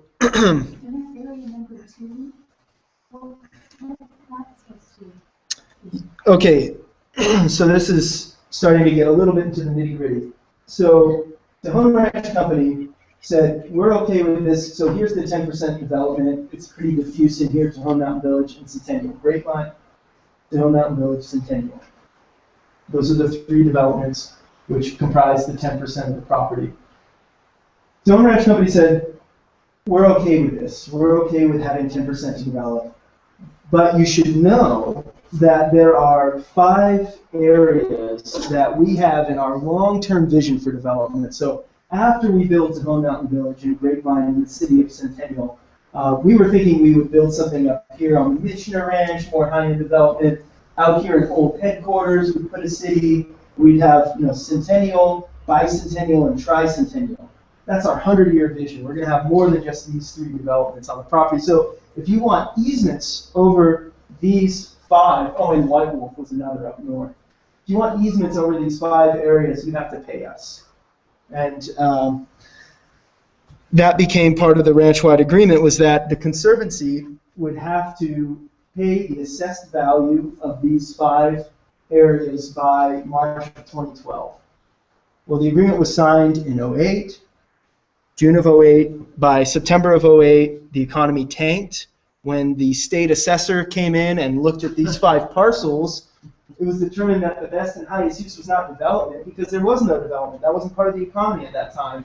It was rangeland. So the lands came in, I don't know what the number is, incredibly low, and the Conservancy was able to get a $15.3 million grant from Prop 84, the Wildlife Conservation Board, the largest conservation bond in the history of the country. We were able to get $15.3 million to purchase the easements on those 5 areas. So that's why those are detailed out in this plan. What's the total acreage? 62,000. So. Did that include the state park? Well, part of it. The state park design kind of bled into Old Headquarters a little bit. It's kind of right in here. So let's walk through how the agreement works. So as we said, the ranch company said, okay, we're willing to just, that's it, 145,000 acres, dedicated conservation easement, no muss, no fuss. We're totally happy with that. Then you have designated open space within the developments. So this is green space that will total 33,000 acre within the development footprint.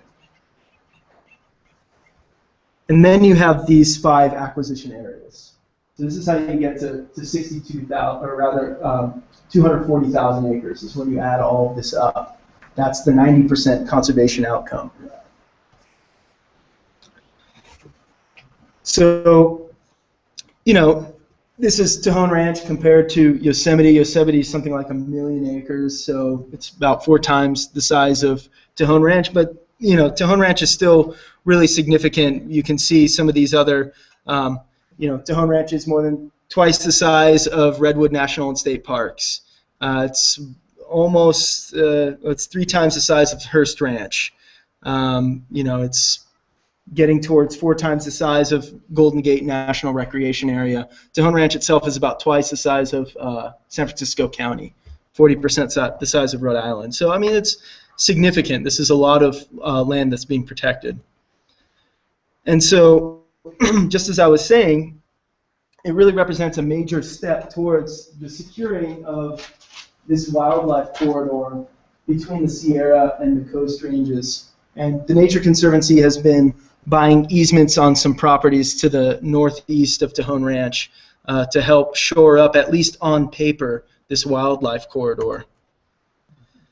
So the Conservancy, which was formed as a result of this agreement, so we're happy with this 90% conservation outcome. We won't sue you as you try to develop the remaining 10%. That's where Center for Biological Diversity stepped away. That's their main vehicle. CVD is suing. They're a litigious group. So when you say, give up our right to do what we do, we need to back out. So they stepped away from the negotiations and they said, no can do.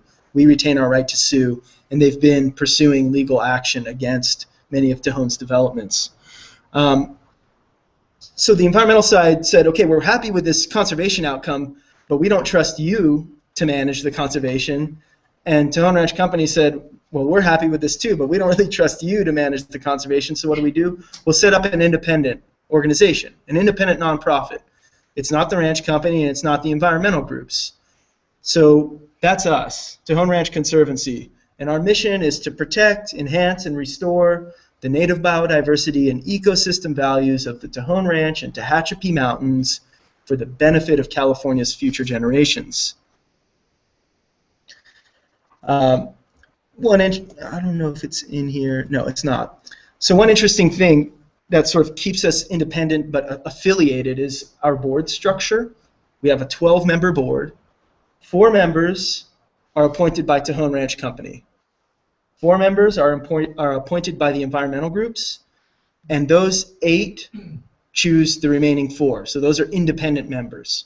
So we have an extremely diverse board that's helping govern our decision-making process. It has the ranch's interests in mind and also the environmental interests in mind. Our independents right now are Emi Katani, who is a rancher up north. She also has, I think, an MBA from Harvard and graduated cum laude and all this stuff.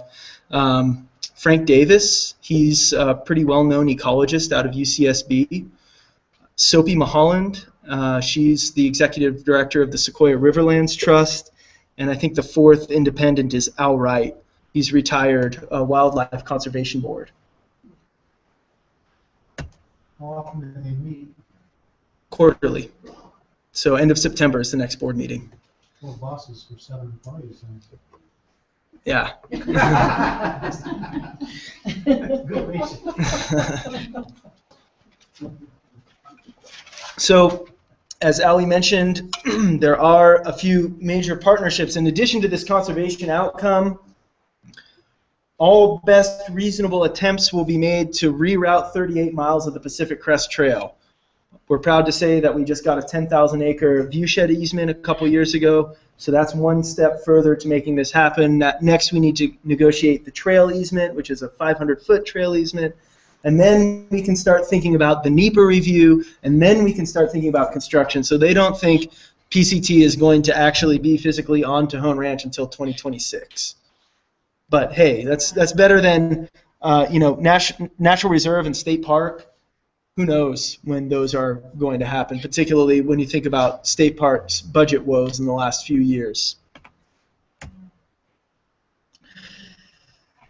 Another big part of what we need to do is our mandate to create a ranch-wide management plan every 5 years. So we have this adaptive management standard, and this is where the easement language really starts to make a difference. Because our conservation easements allow for passive and some active restoration. So passive restoration is you just put a fence around it and see what happens. Cattle can't get in there anymore. Active is, well, I'm going to now plant a bunch of things and dig this stuff out and really get my hands into it.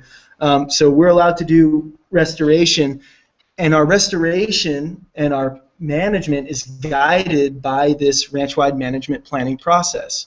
Every 5 years, we need to revisit our plan and say, how are we doing? Are we succeeding? We have this hypothesis right now that if we get more cattle down on the lower San Joaquin Valley grasslands early in the season, they will act as lawnmowers, eat that grass, open up the habitat for San Joaquin kit fox, blunt-nosed leopard lizard, and burrowing owl, and we'll start to see more of those species on the property. We don't think the ranch is necessarily major kit fox habitat. We think it's a satellite habitat where they kind of come and go and they blip in and out. But in 5 years, if we do these grazing trials and we see absolutely no evidence that it's doing anything to change it, then we need to respond to that. We need to say maybe we need to take a different tack. So oftentimes, like with these large plans for counties and cities, you're talking 20-year plans. A lot can happen in 20 years, and that's why we're trying to get a little more granular every 5 years, revisit these plans and say, how are we doing? How can we do better? Would you repeat, you're doing what over that 5 years and where exactly? Well, I With mean, regard to the category? well, it's lots of things, but so maybe it's time to get out a map. So I think that's the end. Oh yeah, beautiful. Okay, so with regard to the grazing, this particular idea, we've been working with the Berkeley Range Ecology Lab to do grassland characterization studies for the last 5 years. And one thing we found from that is that we have what we call these type 2 grasslands, which are really high in native species, but they're also really high in non-native grasses. And so what we think is if we can bring the cattle out there early in the season, effectively have them behave like lawnmowers, so these type 2 grasslands. Yeah, that'd be great. Where do they graze now? Don't they graze down there now? They graze the entire property, but it's at a different pace. So these type 2 grasslands are right here, the San Joaquin, just the fringe where you don't see the mountains, really low stuff. And that's the kit fox habitat. That's the blunt-nosed leopard lizard habitat. And that's also where you see a lot of the wildflowers, as we saw in this image here. So this is getting a little hilly for the Site 2, but these types of displays down here in the Site 2 grasslands. So the current management hypothesis, one of many of our hypotheses, is that if we hit this hard early in the season, graze that down, that'll open up the habitat for these species that we want to see. That's our guess. So your plan is directed towards this species entirely? Not entirely, no. But it's about enhancing and restoring native biodiversity and ecosystem values. And so, the target species. yeah, where we see these really rare species in high concentration, so it's not just leopard lizard, kit fox, it's a lot of flowers, plants, and other animals. You know, it's sort of this keystone species idea. If we protect a couple of these or umbrella species, then a whole other suite will be protected as well. When we talk about conservation easements, one thing that I forgot to mention is the reserve rights on the ranch. The ranch company, we have easements. We retired development, wind and solar, mining for the most part. There are a couple mining envelopes. But they retain the right to graze. They retain the right to continue with their filming operations. A lot of commercials are filmed out here. They retain the right to there's an oil footprint. They're pulling oil out. Couple mine envelopes and hunting and recreation. So those are the reserve rights. Those are not excluded by the conservation easements. So actually, I think what I'll do, since I have you two here, is switch out for another map. Mine? No. Found a mic. All of it? So if we can take my hold it up, and what we'll do is we'll close this.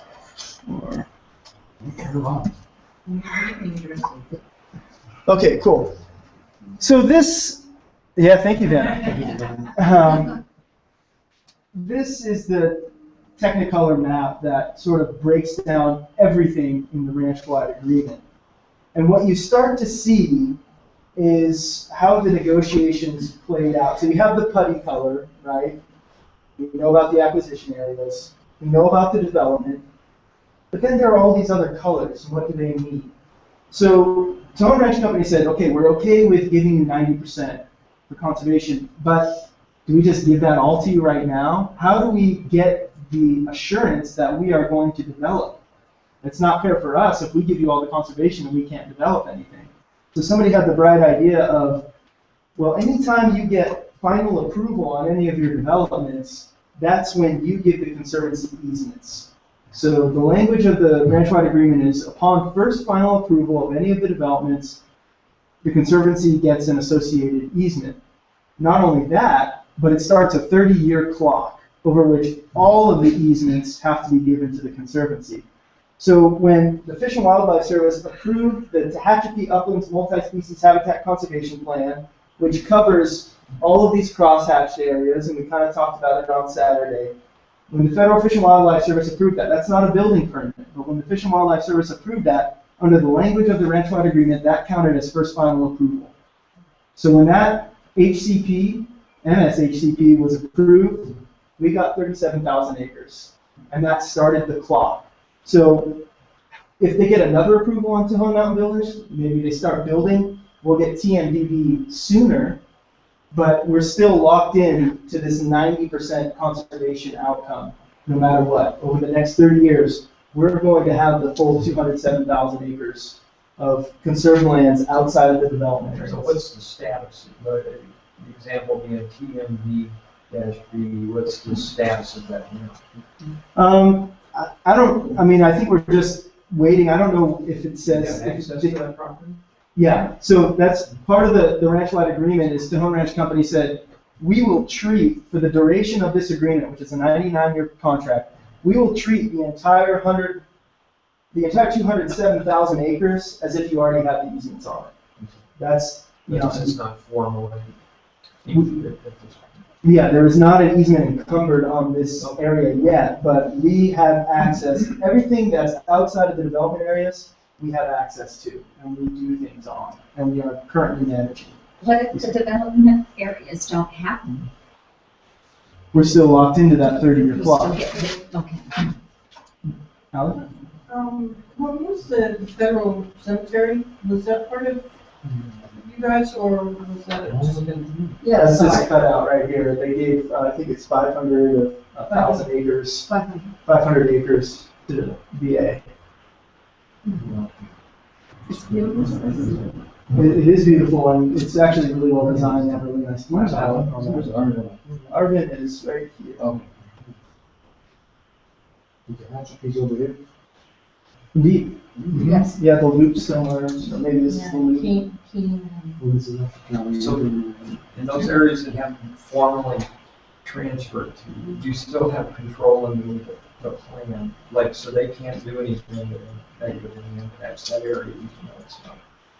Yeah, so all these non-development footprint lands are subject to our ranch-wide management planning process. So where we were last weekend is down here. Correct. And we don't have access, you have access, but it's not encumbered yet? Or? Exactly. It's so the 99-year contract, that is the ranch-wide agreement, states that the Conservancy has all of the power as if we had a conservation easement over that, but the easement has not been encumbered on the land title yet. I guess it was the first outing we talked about, I think you talked about Centennial, and we were talking about they've been water banking. What's the status of that development? Well, as you can see here, we have the LA County line. Right. That's in LA County, and really, that has been the LA County Board of Supervisors has essentially refused to even approve a draft of an environmental impact report on Centennial. Were they closed 3 or 4 years ago? Because we were on the Citizens Committee and they were asking us all to write letters to the Board of Supervisors and all that. And then it's like they went away or something. I'm not familiar, I don't know. Allie, did you have a comment? Oh, just about water banking, the California State Legislature passed the Groundwater Protection Act today. Yeah, it was a banner day in the State Assembly, huh? What's going to happen in Grapevine? Is that going to be all industrial or is that also supposed to be homes? That's 12,000 units. When you say units, does that mean houses? I think if you have an apartment building, that counts as multiple units. Okay. But then, a combination of maybe like apartments and houses and condos, but basically people living. yeah, anymore counties won't really give you a building permit if you're just going to build multi-million-dollar standalone homes. They're going to say, where are the people who actually maintain those homes going to live? You have to have some higher density stuff associated with that development. So there will, mixed use, there will probably be a mix of densities. And that's going to be a town called Grapevine? Correct. Centennial was 25,000, isn't it? 25,000 units? Yep. What about the TMD? That's like 2,400 units. Oh. Where are the poor people going to live there? Around there. Okay. Where am I moving? Every town has to have. Where are we going now? So Grapevine's another, but that's not just industrial, that's No. housing as well. That's the plan. How's it going on that? We're making progress.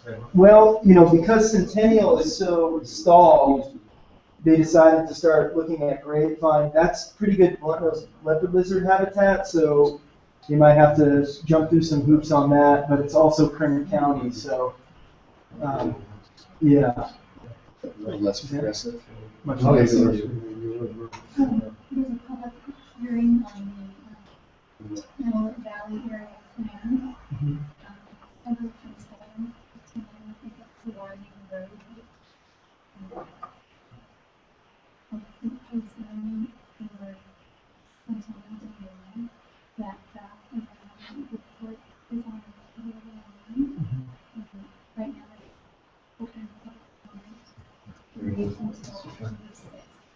Right. Is that what was for Antelope Valley area plan? I think they're trying to widen that highway. And We're doing a master survey and. Slow down, I'm sorry. What highway we got?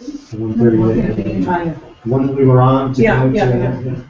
It's supposed to go all the way out to the 14, it's supposed to be between 2 and 4 lanes. Any other questions on the ranch-wide agreement, how the conservation is sort of working out here? There's supposed to be a population at Tejon Mountain Village. That's like 2,400 units, so, maybe 8,000 people, but the plan is not for this to continuously inhabited. Even though even these brown sections are fairly contiguous, the idea here is people out in the hills are buying 40 to 100 acre lots. And then the CC&Rs mandate that you are allowed 2 contiguous acres of development on your large lot, and everything else needs to remain open. So this is actually a fair amount more green in this. When you say open, that means not intense. Yeah, you can't do anything if you're being 38 or 88 acres. I mean, maybe you can, take some wood out for firewood or something like that, but you're not putting new outbuildings or making a swimming pool or chopping down all the trees or anything like that. Yeah. So we good with that? Yeah. All right, so to close out, what I'd like to do is, I'm actually going to set this map up. Let's have a hand for our map. Yeah. So strong, heavy maps. So now, what we're going to do now that we've talked about all of this conservation and regional conservation, is we have this map, and this sort of shows the conservation that's happening in and around Tejon Ranch. And I'm going to put this up with some tape, and we'll give you some minutes to have a look at it. But when you're done with that, we're going to break up into 4 groups. I don't care how you do it. If you want, I can number you off or choose the groups. But each group is going to have a smaller version of this map. And I'm going to give you some colored dots, and those dots represent dollars. What I want you to do as a group is figure out where you're going to spend your conservation dollars in this region and why. What do you want to protect? Do you want to protect the Cuyama Valley out here? Do you think the San Joaquin Valley is the important thing to protect because of the agriculture? Do you think it's about shoring up green space in the urban expanse? What, as a group, are you going to spend your conservation dollars on? Each dot will represent $10 million. So everybody's going to get $50 million of conservation funding to figure out on this broader map how they want to continue the conservation legacy in our region. So I'll get the tape out and set this up. You all can figure out what your groups are, have a look at this map. You can find the area we're looking at, however we like.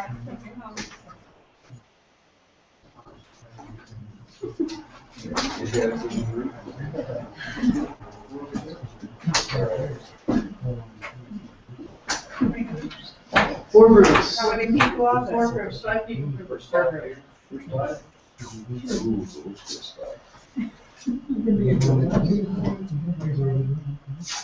This is your daily challenge. Assemble into groups.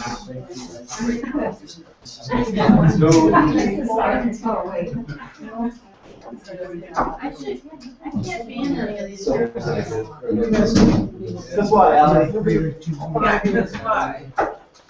Because I was on the committee for this one, I did your biological inventory. I wanted to figure this out. Have you more? Too pragmatic. So I'm hoping we can finish it.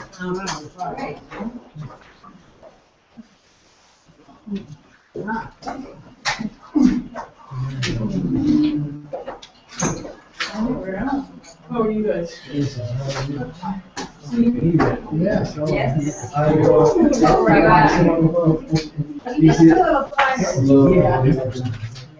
Yeah. It's not like it's Friday.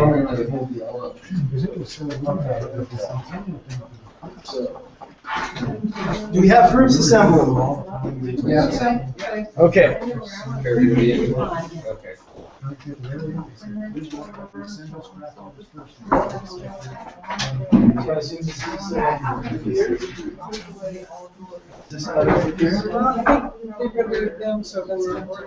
Gotcha.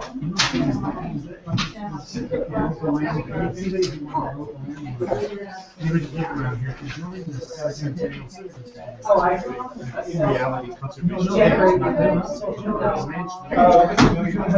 Not as easy as this.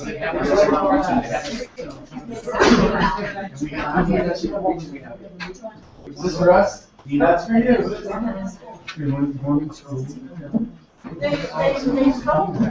Oh, I see. So talking about helping? Yeah. Oh, I thought you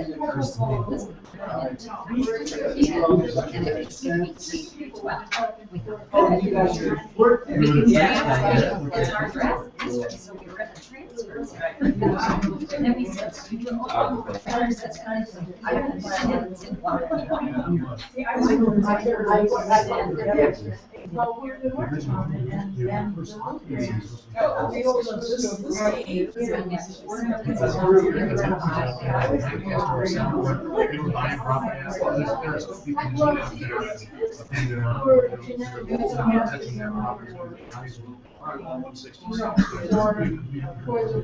all the animals.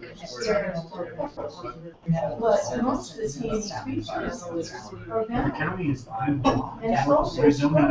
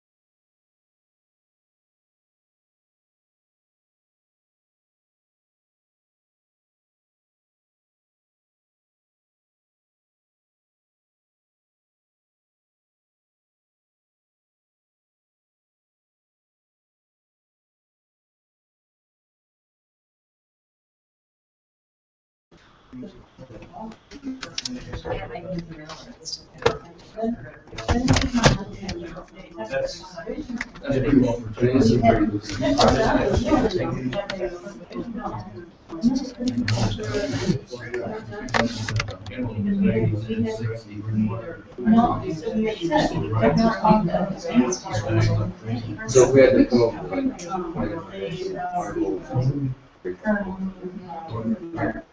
Yeah, so I'm in the commissary. Hands are. And it's like. You're on the front range here. That's our. You can only do 2 acres here, 2 acres of. Some of this area is.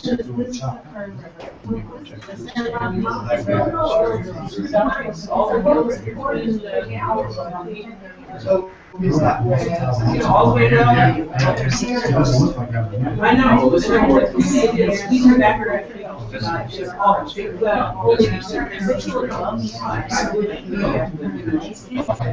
of this area is still pretty. Yeah, they're built right on the edge.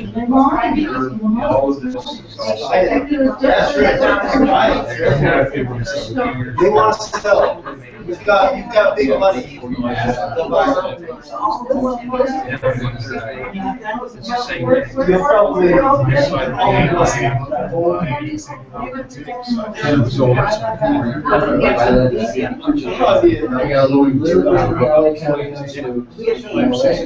And it's not just land acquisition that we're talking about. I mean, you can put in funding to build a wildlife crossing over a freeway. This is conservation money in general. It's not just purchasing land.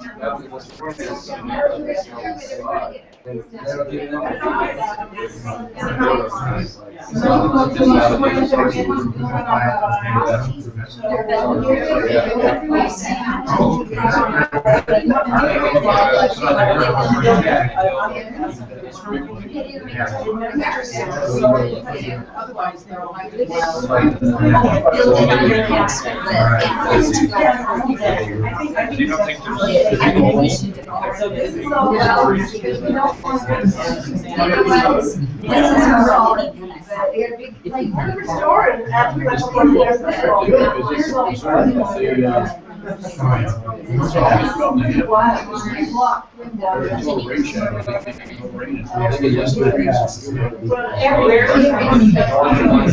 What side?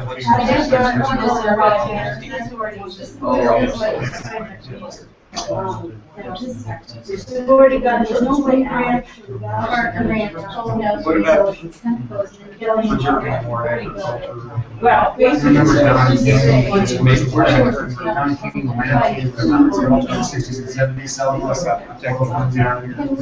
You have 7 more minutes.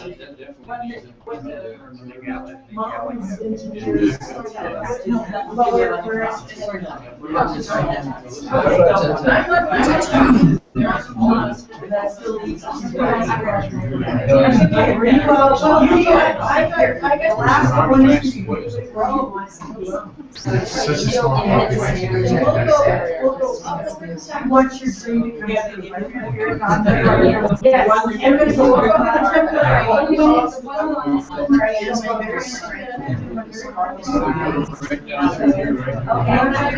Yes.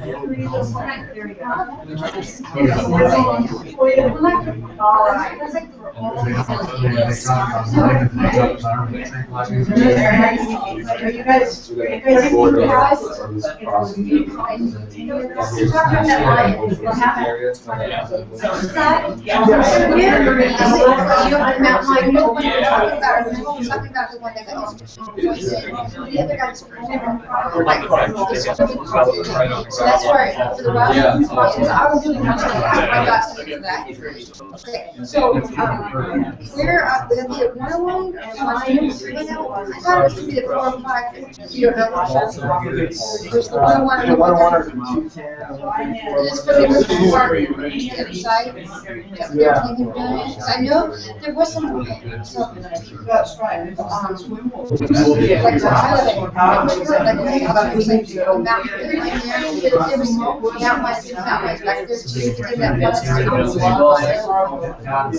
so I'm just gonna do like, just to make it, I mean, I'm not, I just thought it might be the exact one. I wish I did. Well,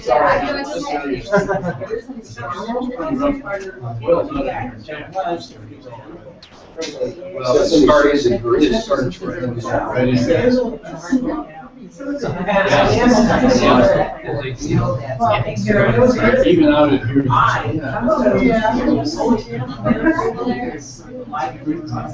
So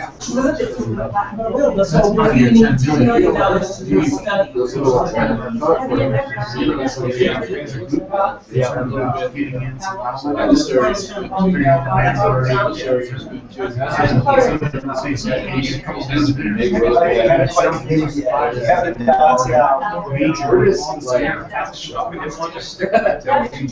I like that.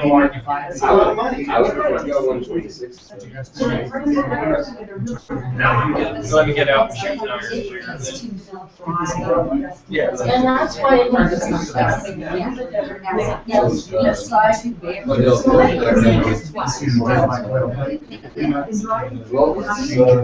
About 4 more minutes. That's our, so you're gonna put money in for sure. Oh,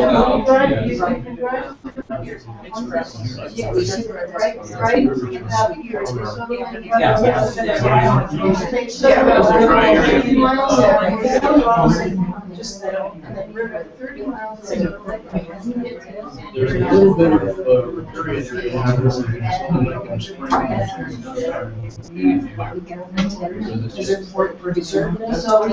a bunch of problems with up in Just because we don't know that. But you're not sure where they're gonna be. So that's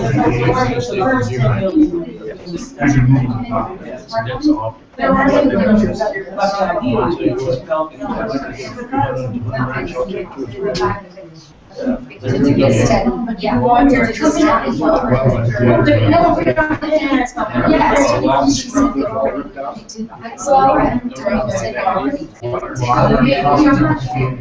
Cleaned it all back up 3 days later. It's fine. So we have a permit. We have a permit.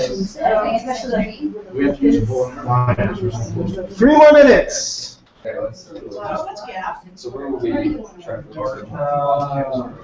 It's Canada project. I mean, remember, I don't, is it through, Pick it up. Okay. yeah, it's, yeah, it's like a state program. Then you would have, we want this. Really? Yeah. What about taking $10 million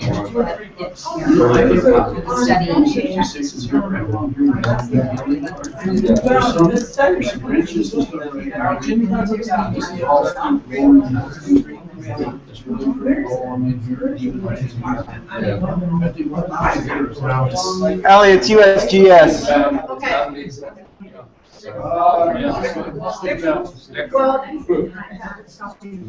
Stick them down. Okay, well, I was here. You guys can come down to the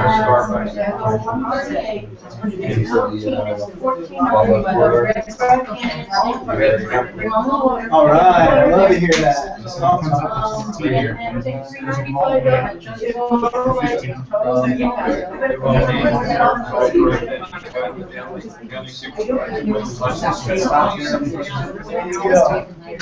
So you're thinking about putting in conservation impact.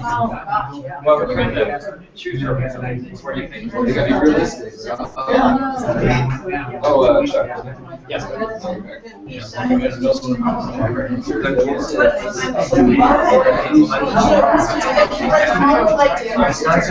Oh, yeah, that's right.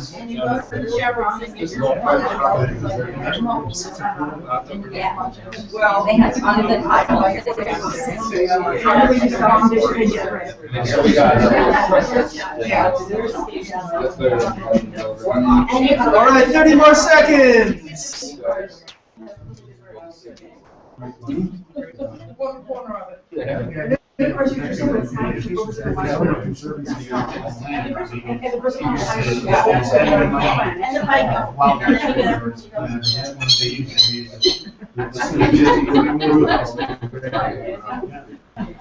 See how this goes. All right, 10 more seconds. All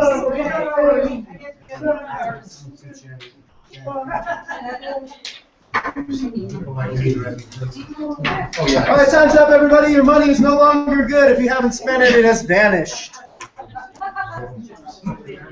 So what I'd like to do now is sort of go group by group and hear where you spent that $50 million and why you spent it in those places, or that one place.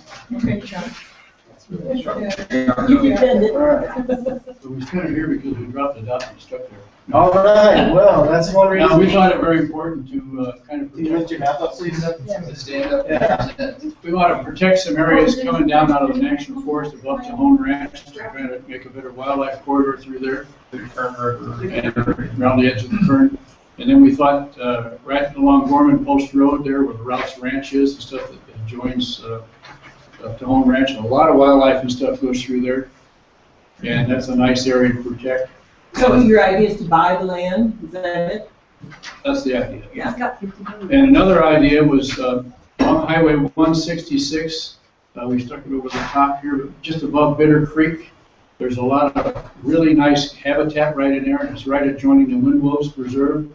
And then again, on the riparian area along the Cayuma River there, where it starts right in on the edge. If you go out too far, it's too dry, there's not much there. This first area is, in the winter and spring, is pretty lush, and a lot of wildlife in there, so that should be taken care of.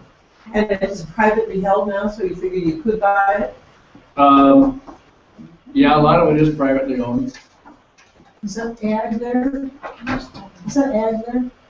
And then we put on the river, is that agricultural? There's some agricultural in there, and then and a lot of it is just floodplain. Because it just, sometimes it's a mile and a half wide of floodplain there. But I would say that area, the floodplain area along the edge of the river, adjacent to the private land, should be protected. Let it flood. So keeping it sort of in the fringe of the San Joaquin Valley, this bathroom, really trying to shore up conservation, that's definitely a huge concern. Yeah, strengthening that corridor. Definitely. One funny thing about the wildlife, I guess it's not really funny, wildlife corridor. So part of the South Coast Wildlands Project, there's a fellow named Paul Byer. He's out of Northern Arizona University, and he's sort of the guru of wildlife corridor design. He uses GIS to identify, these best places where these pinch points where wildlife are going to be going. And they did part of the South Coast Wildlands study was in this region.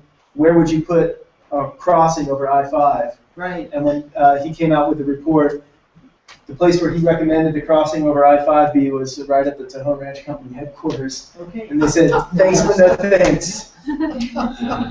They got one already. Yeah. If we save money, do we get to Spend spend it it someplace else? Nope, it just disappeared. Oh, we lost 10 million. So we should follow up our group with Please do. This group. We also were looking at wildlife corridors as our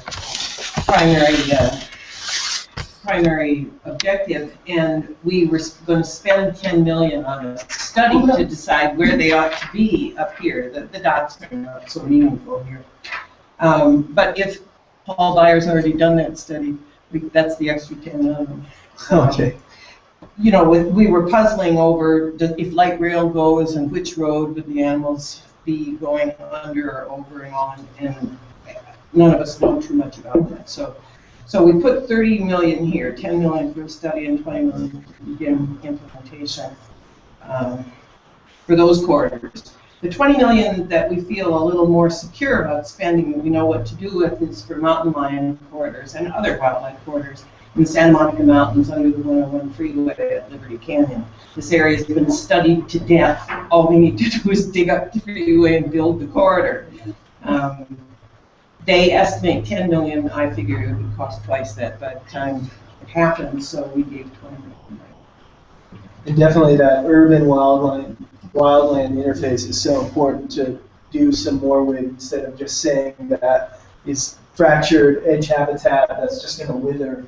I really think that point of really trying to shore that up and make that viable habitat is extremely important. It's extremely important. There are 8 mountain lions in the Santa Monica Mountains at the moment, and they can't move around to find mates. So it has to happen fast. Exactly. Well spent. Yeah.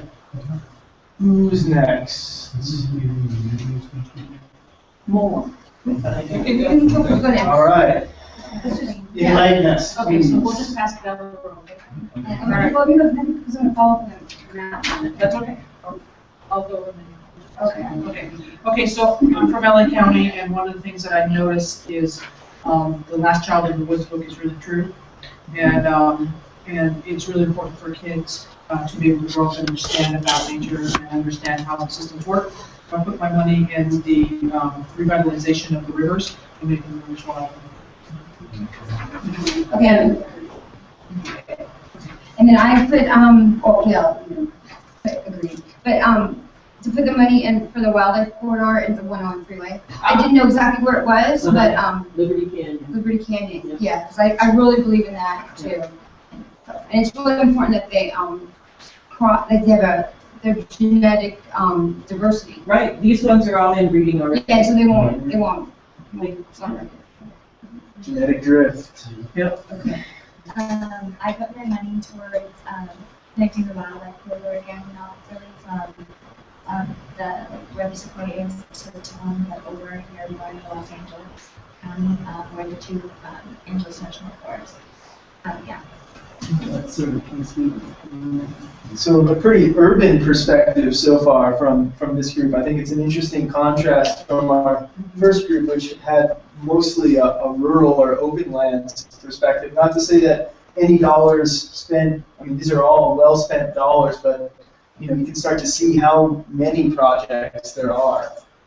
Yeah, I've definitely noticed in this area here, especially being from that area, or relatively close to it, that there's a lot of urban sprawl there. Where's that?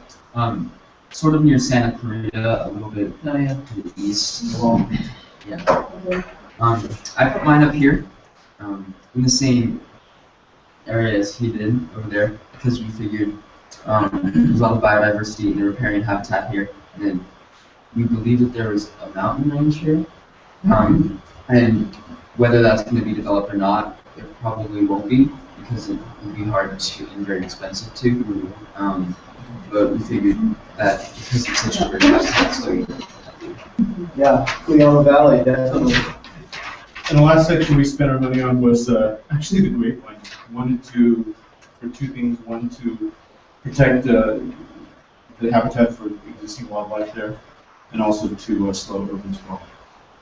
Yeah, and you know, one thing down here in Grapevine Canyon, they got some money to do some air quality studies, and they're finding that some of the lowest quality air in the country, because it gets trapped in this canyon, and that's where the local schools are. That's where the elementary school and middle school sit right now, is right in that terrible air shed. So, you know, conservation dollars spent there will have further benefits to the local community as well, public health. 40,000 trucks a day across the grapevine. Yeah.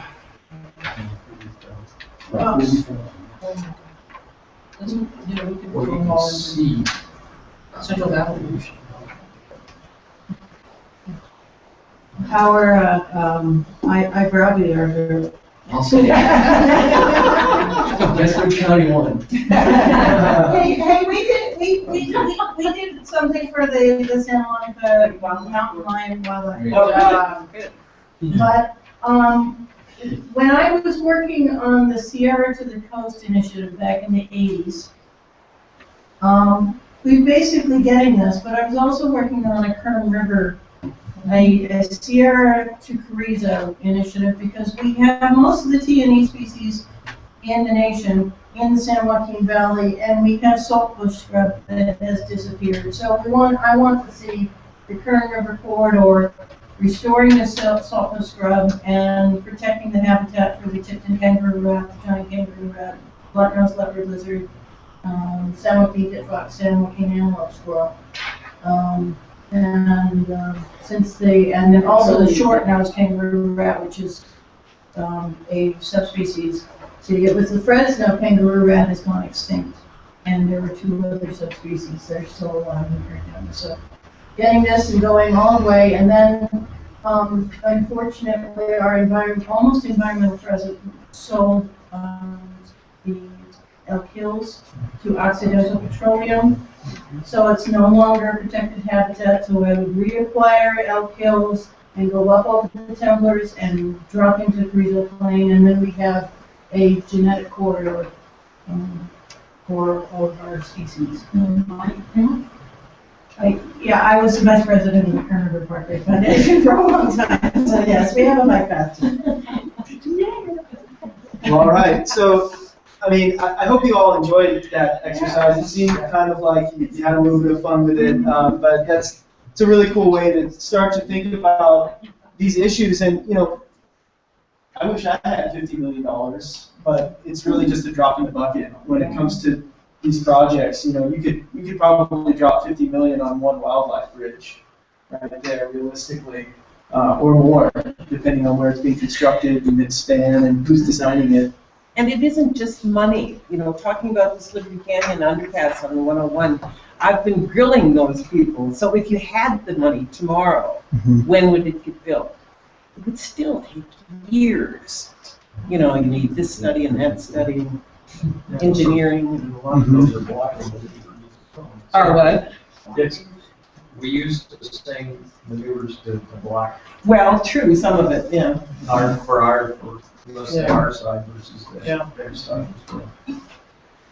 Well, you know, it was interesting because when I was trying to buy San Miguel Ranch back in '88, I had a bunch of investors, and Tenneco West told me they would take 33 million. I told everyone I knew that it would be 22 million. And we were looking, and I took it to Audubon and I talked to a lot of people, and I said it's 22 million for this, and there was like 100 acres in Santa Monica Mountains they bought for like 25 million. And I went, this is 114,000 acres. And they bought at my 22 million for 114,000 acres. But, yeah, so it's just like putting your money where it's gonna really affect a lot of people. Definitely. So, I guess we're 5 minutes early. I don't know if there are any. Oh, that's right. The Arvin Learning Center. So, I will put up some directions to that. Stop our broadcast.